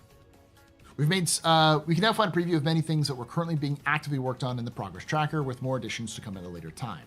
We've made several additions into the progress tracker, which you can review below. Just a reminder, when progress is on a deliverable is marked as complete, it doesn't necessarily mean it's ready for release. It may still require downstream support, transition to another team, or for further work, or other additional steps before completion. Character arc and tech. Redacted mission giver. Okay. Core gameplay pillar. Supply or die event. Redacted sandbox activity. Base building, charge and drain, crafting, engineering, FPS radar, life support, radiation. Locations, redacted mission giver location. All right. So, what did we learn today? Well, we learned that CIG is yeeting every single feature out the airlock for the time being. And with this, I will firmly say, don't expect any new features in Star Citizen in 2025. The only thing we're getting is ships, weapons, armor, and new missions, events, that kind of thing. We are getting mission givers back, which is good. If CIG wants to do a lot of narrative stuff, they need to actually give us some buy-in, because if you've watched my previous videos, you'll know that my feelings on CIG's current attempts at narrative, which is dog doo-doo, to say the least. It's very sophomorish, to be polite, in an attempt to try to do narrative, especially considered what they've done in the past. So mission givers and mission giver locations and sandbox activities, these are good directions that CIG should be going with what they have currently. We'll have to see more about when those happen. And those are supposed to come in 4.1 at some point. So very interesting sort of twist. With that being said, as always, I want to hear your thoughts down below on anything we've talked about. Am I being too harsh with CIG? Do you still have faith of the heart that Star Citizen can actually release some features in 2025. Am I being too negative? Am I being too optimistic to say that CIG can even get mission givers to work? Let me know in the comments below. If you did enjoy this, hit that like button, subscribe for more content, and hit the bell icon for notified when these release so you can join these wonderful folks who are going to lie to you and tell you this is pre-recorded, which I guess technically is pre-recorded because you're watching it after the fact, but it was live when these folks were here. And they're lying to you. Thank you for watching, and like I always say, hope to see you someday in the black.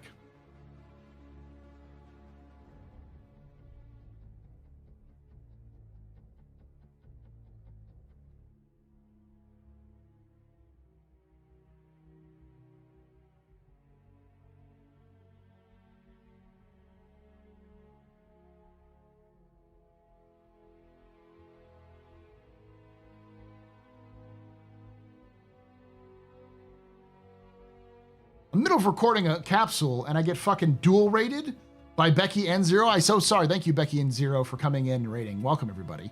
Sorry you all came in at the time. What were you up to? Becky, 0?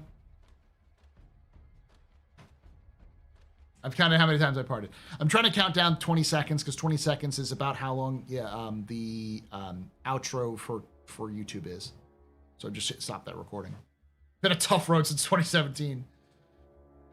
My young friend, it's been a tough road since 2014.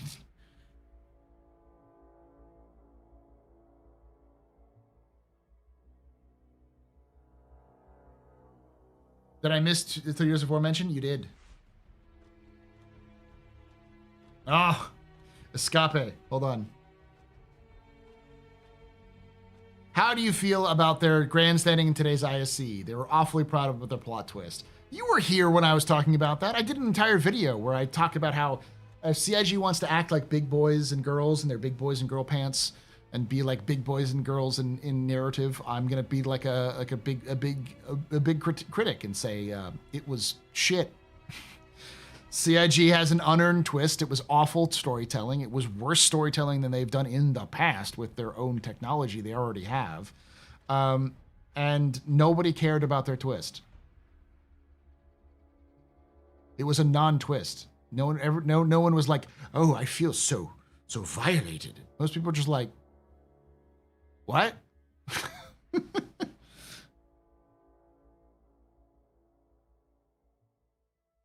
Siege of Orison had a better twist, yeah.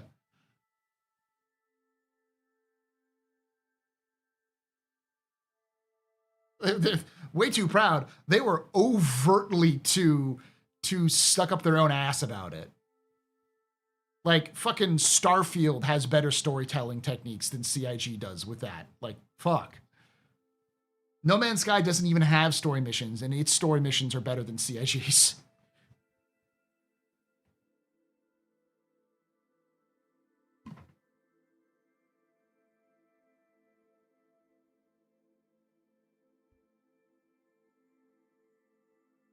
Never found any clues, but it was so telegraphed there was no need. The problem was that nobody cared.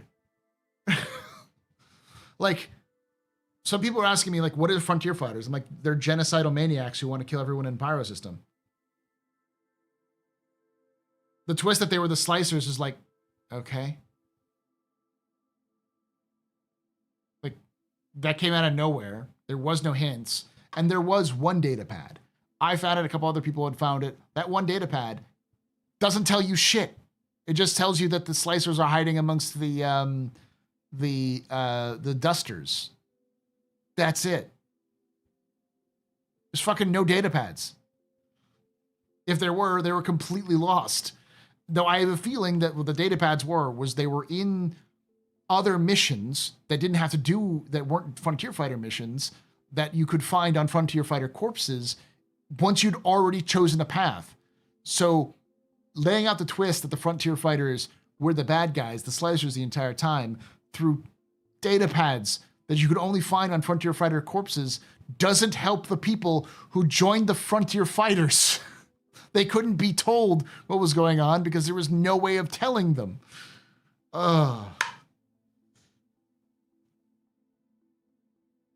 They may have not spawned. Half of the fucking missions in Save Stanton didn't fucking work. especially the ground missions. People notoriously avoided the ground missions because they were just buggy as shit. So no one found them, probably because nobody did their missions because they didn't fucking work. Don't be proud of a mission twist that nobody fucking gave a shit about because it was so, your missions didn't work at all.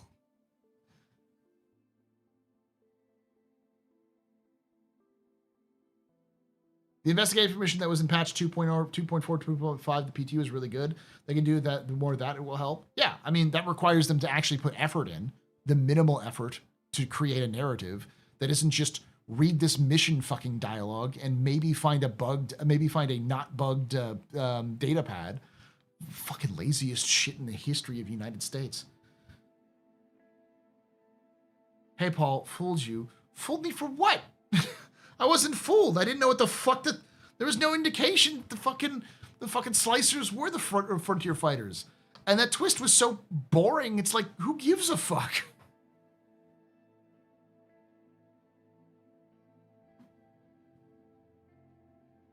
That's not how you tell a fucking story.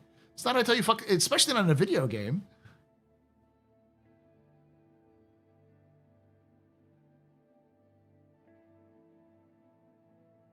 But the armor. My favorite was I think Velocity said this. It's like, we fooled you. They were just armor color coded, and it's like, my brother in Christ, my org uses the same armor. That doesn't tell me shit.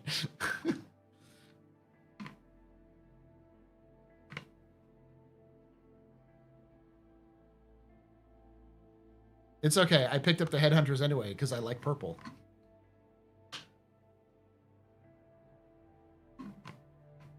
Yeah, that's the thing. He mentions Amelia as the leader of the fucking Frontier Fighters, and I'm like, this is the first time I've heard that fucking name, and I'm not trying to be like, oh, well, I am so much smarter than everybody else, but like, most people don't give a fuck about lore. I'm the one of the few people who does, and like, I don't think anybody I know who cares about lore heard that fucking name before in lore, ever.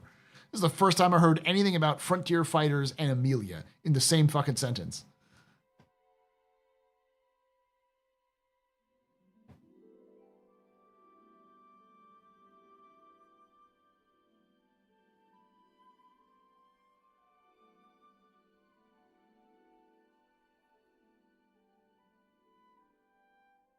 Listen, we know Mendo Ren because he taunted us. Yes, Mendo Ren actually had a personality.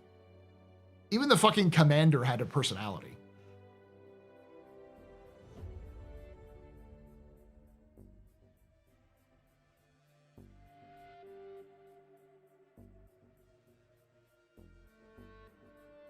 Did the writers in did the Squadron 42 writers do these missions, or was it another team? Yep, same writer.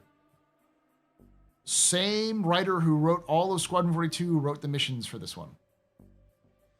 And again, I said before, that doesn't speak well for Squadron 42. I don't think it actually matters. It's not the same kind of idea. There's a lot of different other factors to it. But like, all you got to know is that the same writer for Squadron 42 wrote these missions and immediately go, wow, Squadron 42 is looking a lot worse now.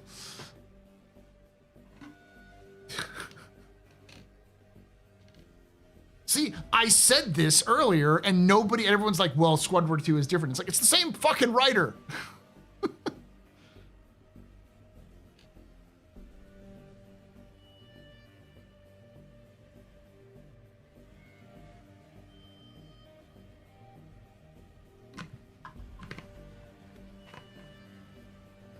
The problem of comparing the two is that Squad 42 actually has resources and voice actors, let alone mocap actors. The fucking like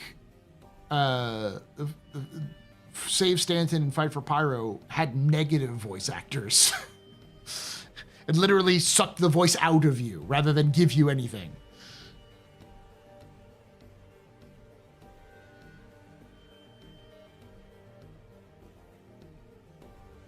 It wasn't bad writing, it was bad mission design. It was awful narrative design. Rather than the writing itself, the writing wasn't awful. It's just the actual connection between the writing and the mission, between the writer and the people who are supposed to build the missions and the people who built the missions. Just that shit just did not work.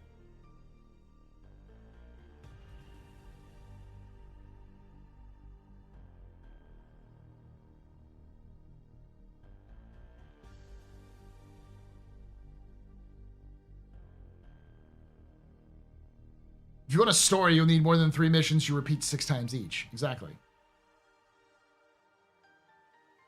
Yeah, the writing was fine.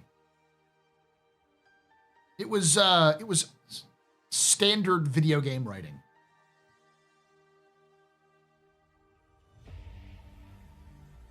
The writing wasn't enough. That is true. It needed more than just writing. It needed characters. Which is why reading this and seeing them doing, oh, we're going to bring in a mission giver. It's like, finally. Fucking finally. The twist isn't bad. It just wasn't unearned. It just wasn't earned. Like the twist, the idea that the Frontier Fighters were the slicers isn't a bad twist. If you left the clues out to make that happen, that would be the case. But they didn't leave the clues out. They claimed they did, but nobody fucking saw it because it was probably bugged. Because nobody knew to test for it because they didn't test for it like that. So nobody knew it existed.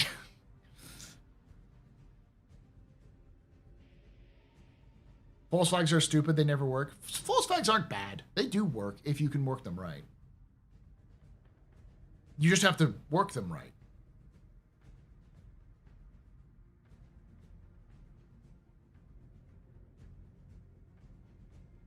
Yeah, the radar is right. But nobody cares about either group. We just learned about both of them within a month. There was no build-up. Which, again, doesn't mean that the groups were written incorrectly or that their mission dialogue was written poorly. It means that the people in charge of making sure the missions worked properly and were built up were not good. And I will say, they did no effort and expected major payoff. Like, can we preface with false flags as a narrative device? Yes, thank you. False flags as a narrative device do work frequently. They're not a bad twist. One of a show that I watched, which I really enjoyed, it had a cult following. Some of you may know it. Have you heard of the show Jericho? The hinge, I'm going to spoil a little bit of Jericho, but the whole plot of Jericho is a false flag. That is the entire plot. I think it's like 3 seasons. It's like 2 seasons and a shorter, a 3rd season. The Jericho, it's a mystery box story, but it hinges on a false flag, which doesn't get revealed until the end of season 2. Like, it worked. It works in the story that they're telling. It ended in a cliffhanger, yeah.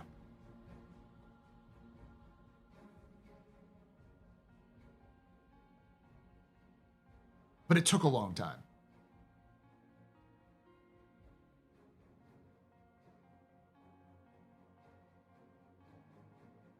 The CIG needed to establish these factions in-game with character, backstory. I don't know, they've got these fucking televisions everywhere. Maybe have a news report where you interview the fucking leader of the goddamn headhunters, or the hunters, the goddamn Citizens for Pyro, or Prosperity, and the leader of the Frontier Fighters, or a news report on this mysterious leader, Amelia, of this group calling themselves the Frontier Fighters. And they're doing these, they have some controversial takes about how they're going to take care of Pyro. More at 11, you know? Like, I don't know. Let's just look at an example of something that does that normally. The fucking Helldivers. They do that shit really well. All the time for all of their major events. And it's usually like less than a 1.5-minute video for all of their major events. Yeah, EDS Galnet.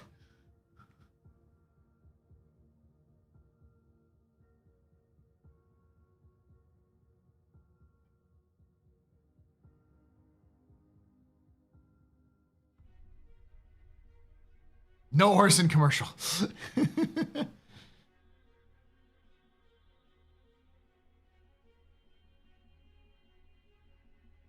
Like, I remember more of the plot of 24 than I do Jericho. I watched Jericho when it was airing, and I really liked it. It's definitely left an impact on me. Helldivers TV is both incredibly funny and incredibly informative in less than a minute.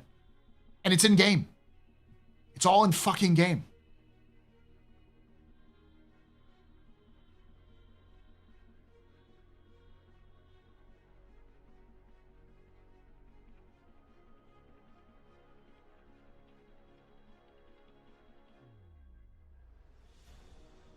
What is Wise saying?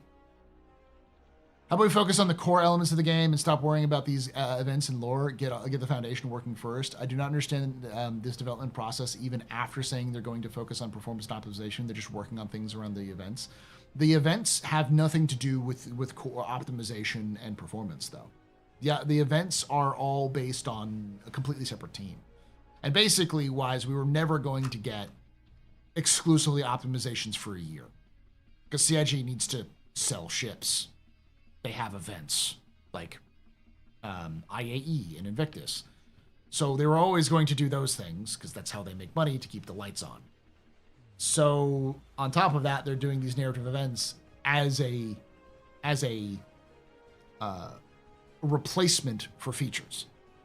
Because we're not getting features, they're doing these narrative events to try to keep people engaged in the game. And it's actually part of the whole stabilization and performance, because this is them testing out narrative design for 1.0. This is their practice run, because it doesn't matter as much now as it will when 1.0 releases.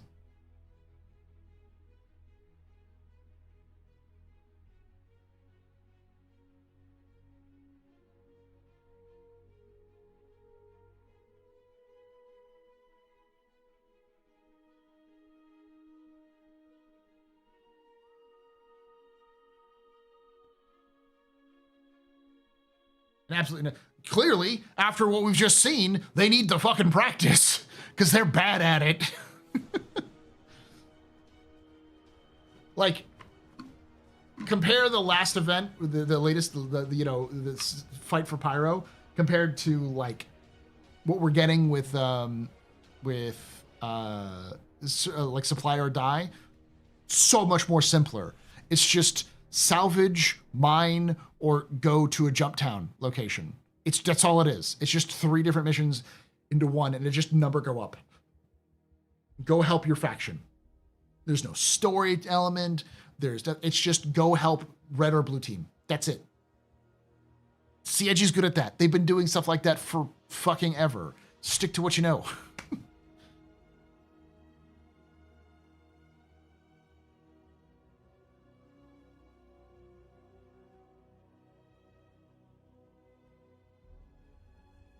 I mean, I got faith in it all and everything. And yes, I do understand they need some events for sales, etc. I get all that.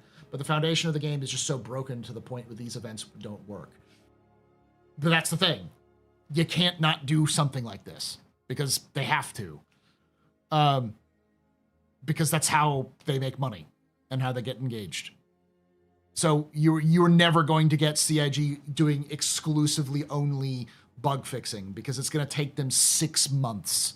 Mark my words, minimum of 6 months to get the game out of the shithole it's currently in. It'll be June before this game is even somewhat better than it was at 4.0. It took that long for 3.18 to not be shit. It will take 6 months before 4.0 is playable. You cannot do nothing for 6 months but do that. That is the death of the game. And CIG has 1,100 people in their offices. They need to do something.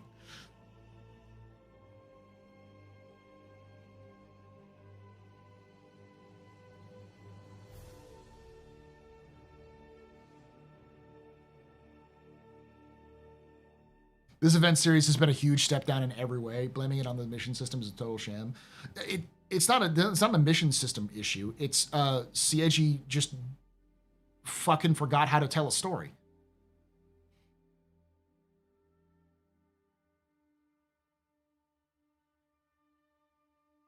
I said minimum, Sapper, but August is probably right.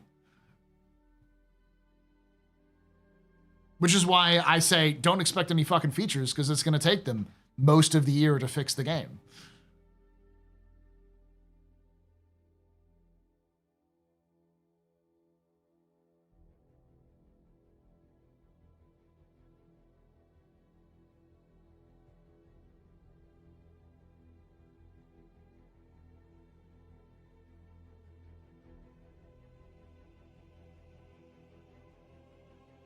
I said I don't understand Fight for Pyro Round 3. You get a Headhunters mission using information provided by CFP or a CFP mission using information provided by Headhunters. There have been no information explaining why they're working together suddenly, especially since CFP's mission is to reduce gang influence. You beats the fuck out of me, my man.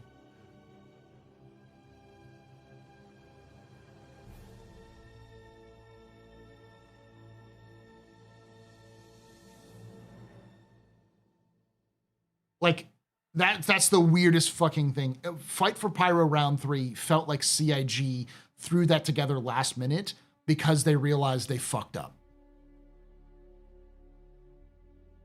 That felt like, oh fuck, we need to do something. And so they just threw that together. Because it makes no goddamn sense.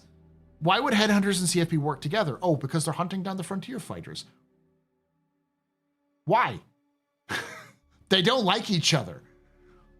It's not an enemy of my enemy is my friend thing. They've been kicking the fuck out of the frontier fighters. Why would they suddenly just decide to work together? Because these frontier fighters are too strong. Like they cut off their supplies from Stanton. They're done.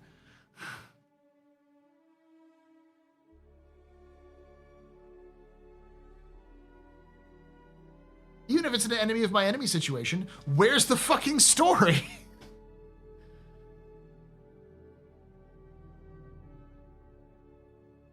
Sorry if I missed it earlier. Maybe the next roadmap will bring in the transit refactor and mission refactor into 1.0 column.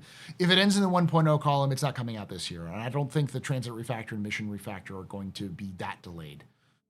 Those are definitely big things that are coming this year, but I think that'll come out probably closer to when we actually get, probably 4.2 would be the earliest we'd get those. Maybe a 4.1.x, but probably 4.2. Oh God, he forgot to put down a salt circle. He said 318. We're just talking about how CIG is incompetent at telling stories. I want to believe, and this is probably copium on my part, that this is just a blip in the issue, a fly in the ointment. This is sort of them trying something new and going, well, we fucked that up. Because fucking Siege of Orison had better storytelling. Jumptown has better storytelling, and it has no storytelling. Xenothreat, even like Overdrive had better storytelling. This was just awful. I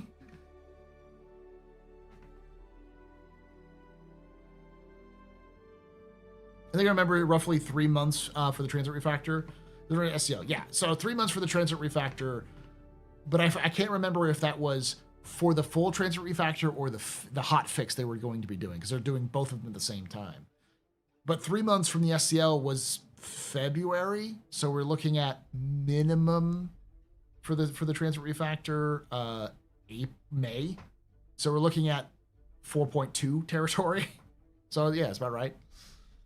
But that's just one. That's just transit refactor. That doesn't also take into fact mission refactor and any other fixes they have to do.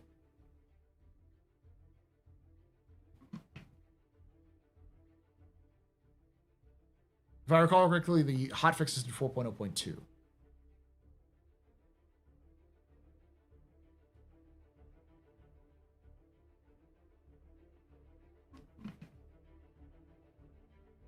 That's also, yeah, Headhunters, Unlawful Chaos, Frontier Fighters, Unlawful Chaos. I like to put it out as Headhunters are lawful evil. They have standards. Whereas the Frontier Fighters were chaotic evil. They just didn't give a fuck.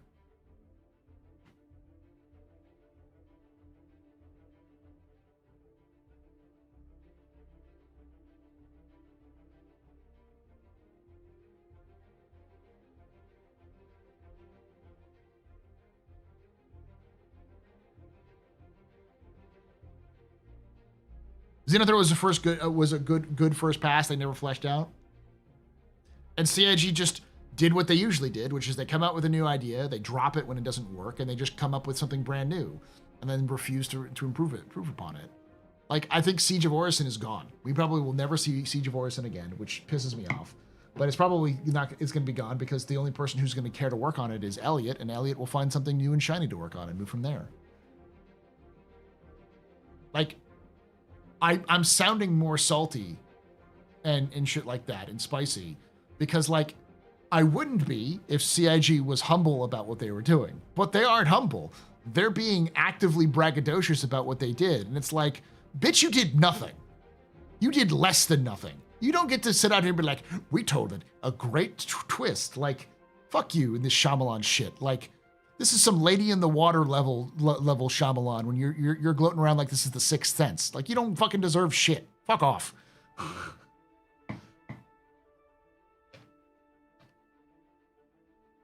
And you're not wrong. CIG needs to stick to telling stories that work within the scope of their currently buggy game.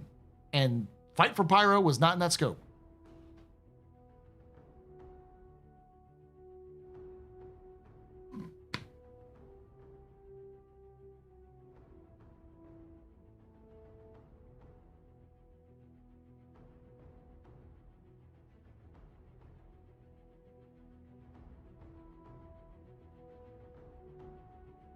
I wish I could like this stream more than once. I never watched Lady in the Water. What was the twist? The twist was that M. Night Shyamalan is Jesus.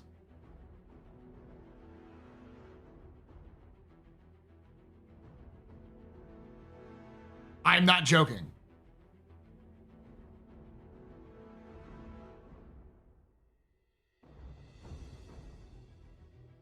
Yeah.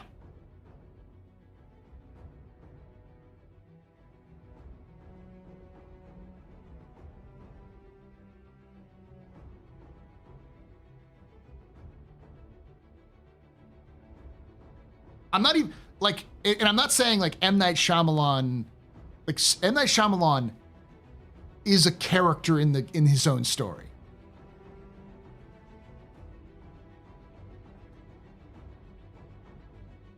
And he's literally a prophet. The Lady in the Water declares that he's going to be a prophet, basically.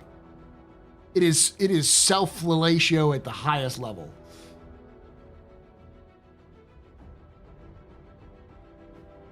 Honestly, M. Night Shyamalan is usually the best actor in any M. Night Shyamalan movie. Like, no joke. He's a really good actor in his own movies.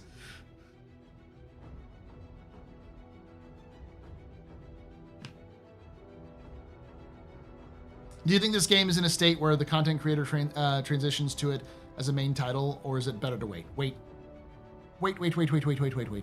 If you are making money off of your content and you're coming in here now, I would actively stay away from Star Citizen. It's a good jump in and jump out situation. I don't know what content you do, Activie. I see you're a partner, so hi. But as somebody who's been covering Star Citizen for a long time, this is a hop in for 3 months and hop out. Not I'm a full-time content creator for Star Citizen. If this is your livelihood, I would never bet your life on Star Citizen, especially right now.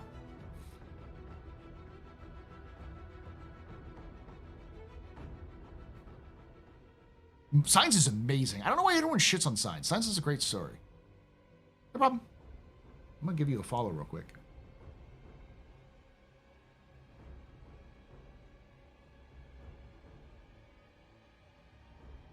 You've been following me for a while. Okay, nice.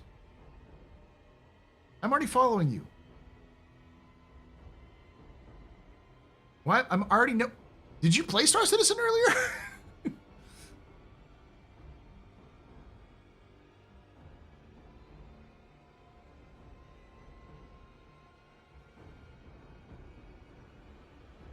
Perfect bug-free game.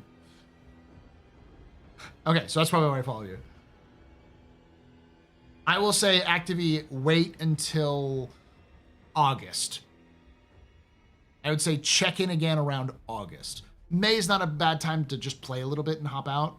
but August is what I would suggest, because that's usually the time when CIG starts playing their hand more for the rest of the year. Play to jump to it, don't jump yet. It's not worth it.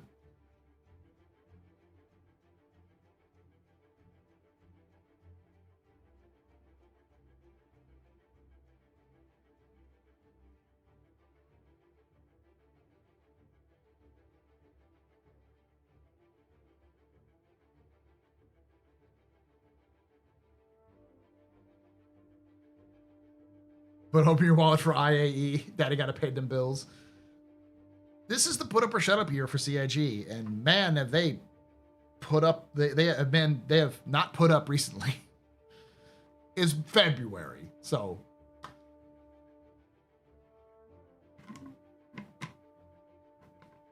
But again, none of this would have. I would have not been this spicy if CIG hadn't come in with the big balls. Big balls hanging and telling me not to kick them. Like, I'm gonna kick them. I'm gonna kick them because they dragging. Because they nasty.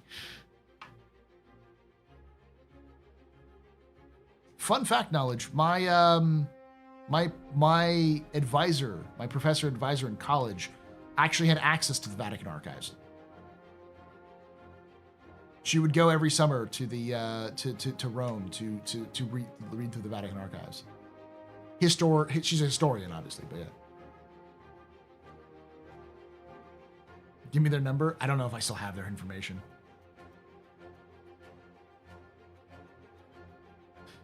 Yeah, if they come in and been like, well, that story beat didn't hit, and be like, oh, we may have fucked up here and there, but this was the intended twist. Like, I get it.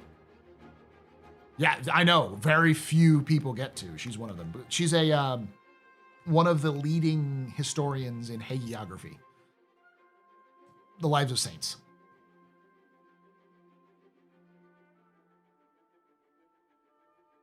Vatican Archives is full of yaoi. I mean, considering what the monks used to draw, yeah, possibly. It doesn't help that Elite Dangerous is beating them to the punch on content delivery while taking part of the funding model and applying it successfully. That's what I was saying earlier, and people were like, no, dude, it's sources isn't that. I'm like, Frontier Developments is eating CIG's lunch. Just eating CIG's lunch.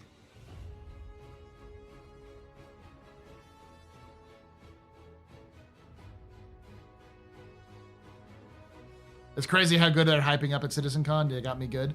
They do it every year, man. Every year they do it. And every year they fucking blow their entire, like, all of their momentum within the first 3 months.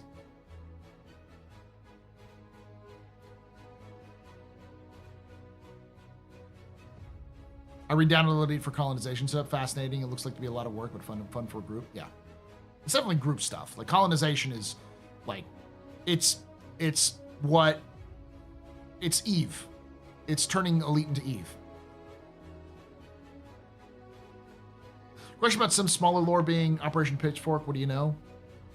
I don't know much about Pitchfork. I used to be part of it, but, you know.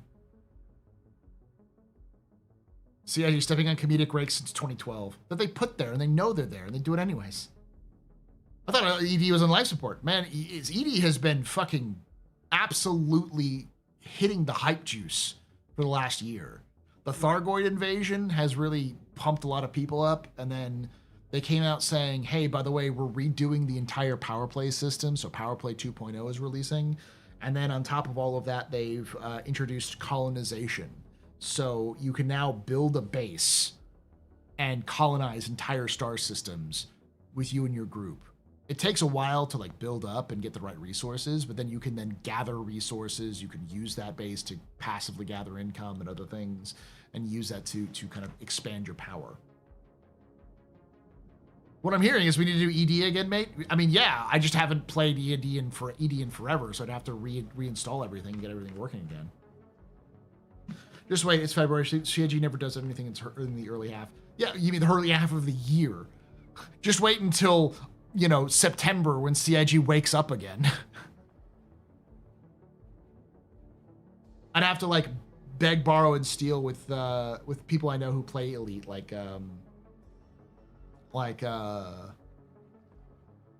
Celine. So.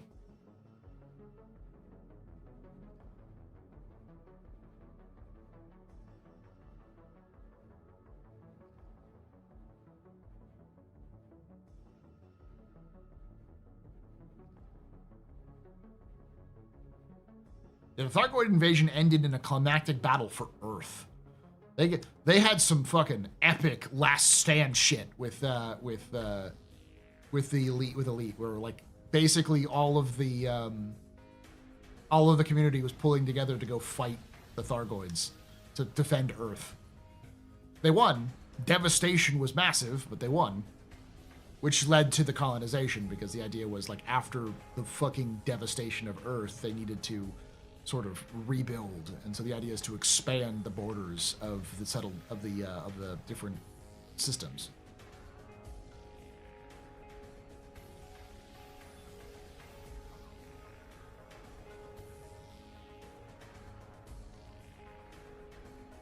Good night there, Red. I'm gonna hop off here in a bit too. Got a buddy to play Elite. We had a trouble getting multiplayer work. We couldn't join a team together, so we just lost the will to play.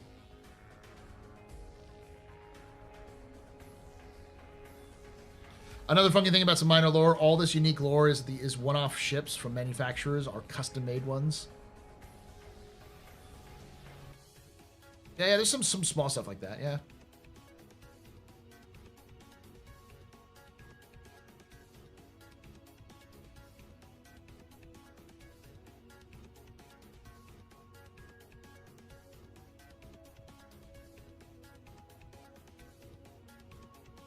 Ah, yes, Monster Hunter is here. It'd be a good time to call it. I know you're still here looking, so I'll message you about what we should probably play tomorrow. I might just end up just saying fucking doing Helldivers until we have something more concrete to do. But thank you all for hanging out. Thank you for watching. Hope you enjoyed this. If you did, hit that follow button here on Twitch. Subscribe to us on YouTube. Like the video if you like the live stream if you've done so already. I will be back tomorrow with Loken to do some Pub and Plays co-op. We'll kind of decide what that is. I have to still figure out what I'm going to do for Saturday for Captain's Table, because I'm in a really weird headspace with Star Citizen currently. So I might reach out and figure out what I can do for that. But that will be on the Captain's Table podcast YouTube. It'll be here on Twitch, but it'll also be on the Captain's Table podcast YouTube.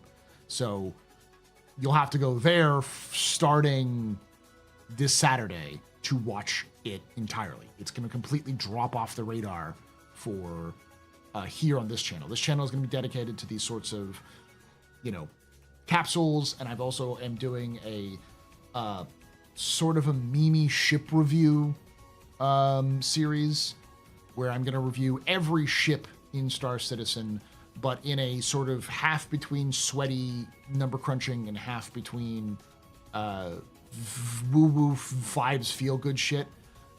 It's just going to be what I do on Inforunners, or with the Inforunners, but just me personally, so no more than 10 minutes long or 15 minutes long. So the first one I've already recorded the audio for. I just have to put together the footage. That's gonna be a lot easier because it's just the Mustang Alpha and the Aurora MR, and compare them together, which one's the better starter ship for the starter package. And then I'll be doing I'll do an individual review of the Freelancer Max, the Freelancer Mist. Those will all be their own ship review videos. So they'll be shorter, but don't expect them every week. They'll be coming out once every 2 weeks or maybe once every month here on the channel, basically to fill in the backlog of videos that I release for capsules to keep, because YouTube needs to get a retrain. I got to retrain YouTube to do the right sort of videos, to recommend the right videos, since a lot of my videos are going to end up being about 15 to 20 minutes long. So I got to kind of reorient that. for this channel, and then the Captain's Table podcast. Obviously, go subscribe to that. I am at 630 subscribers or there. Once it reaches 1,000 subscribers, I'll be able to apply for partnership for that one, which will make it a lot easier for you to see it when it goes live and such. Yeah, then the Astro Historian. I'll be doing another video of the Astro Historian here shortly too. I am burning myself out with all of these, but it helps that the Captain's Table pretty much makes itself, because I already do it on YouTube and stuff like that. I already create it, so it's just a matter of uploading it and creating thumbnails. The hard part is going to actually make both Astro Historian content and AstroPub content, but we'll see. Sunday we'll be doing some league stuff. My organization, the League of Relic Enthusiasts, we'll probably go on another league excursion in Pyro to go find some relics. And then on Monday, I'm going to be doing my 0 to Hero run. So kind of go through that. And then next week's going to be interesting. No, not next week. The week after next is going to be interesting because I go on spring break. So we're going to do some long streams during spring break. We'll see how that goes. Thank you for hanging out. Thank you for watching. And like I say every time, hope to see you someday in the black.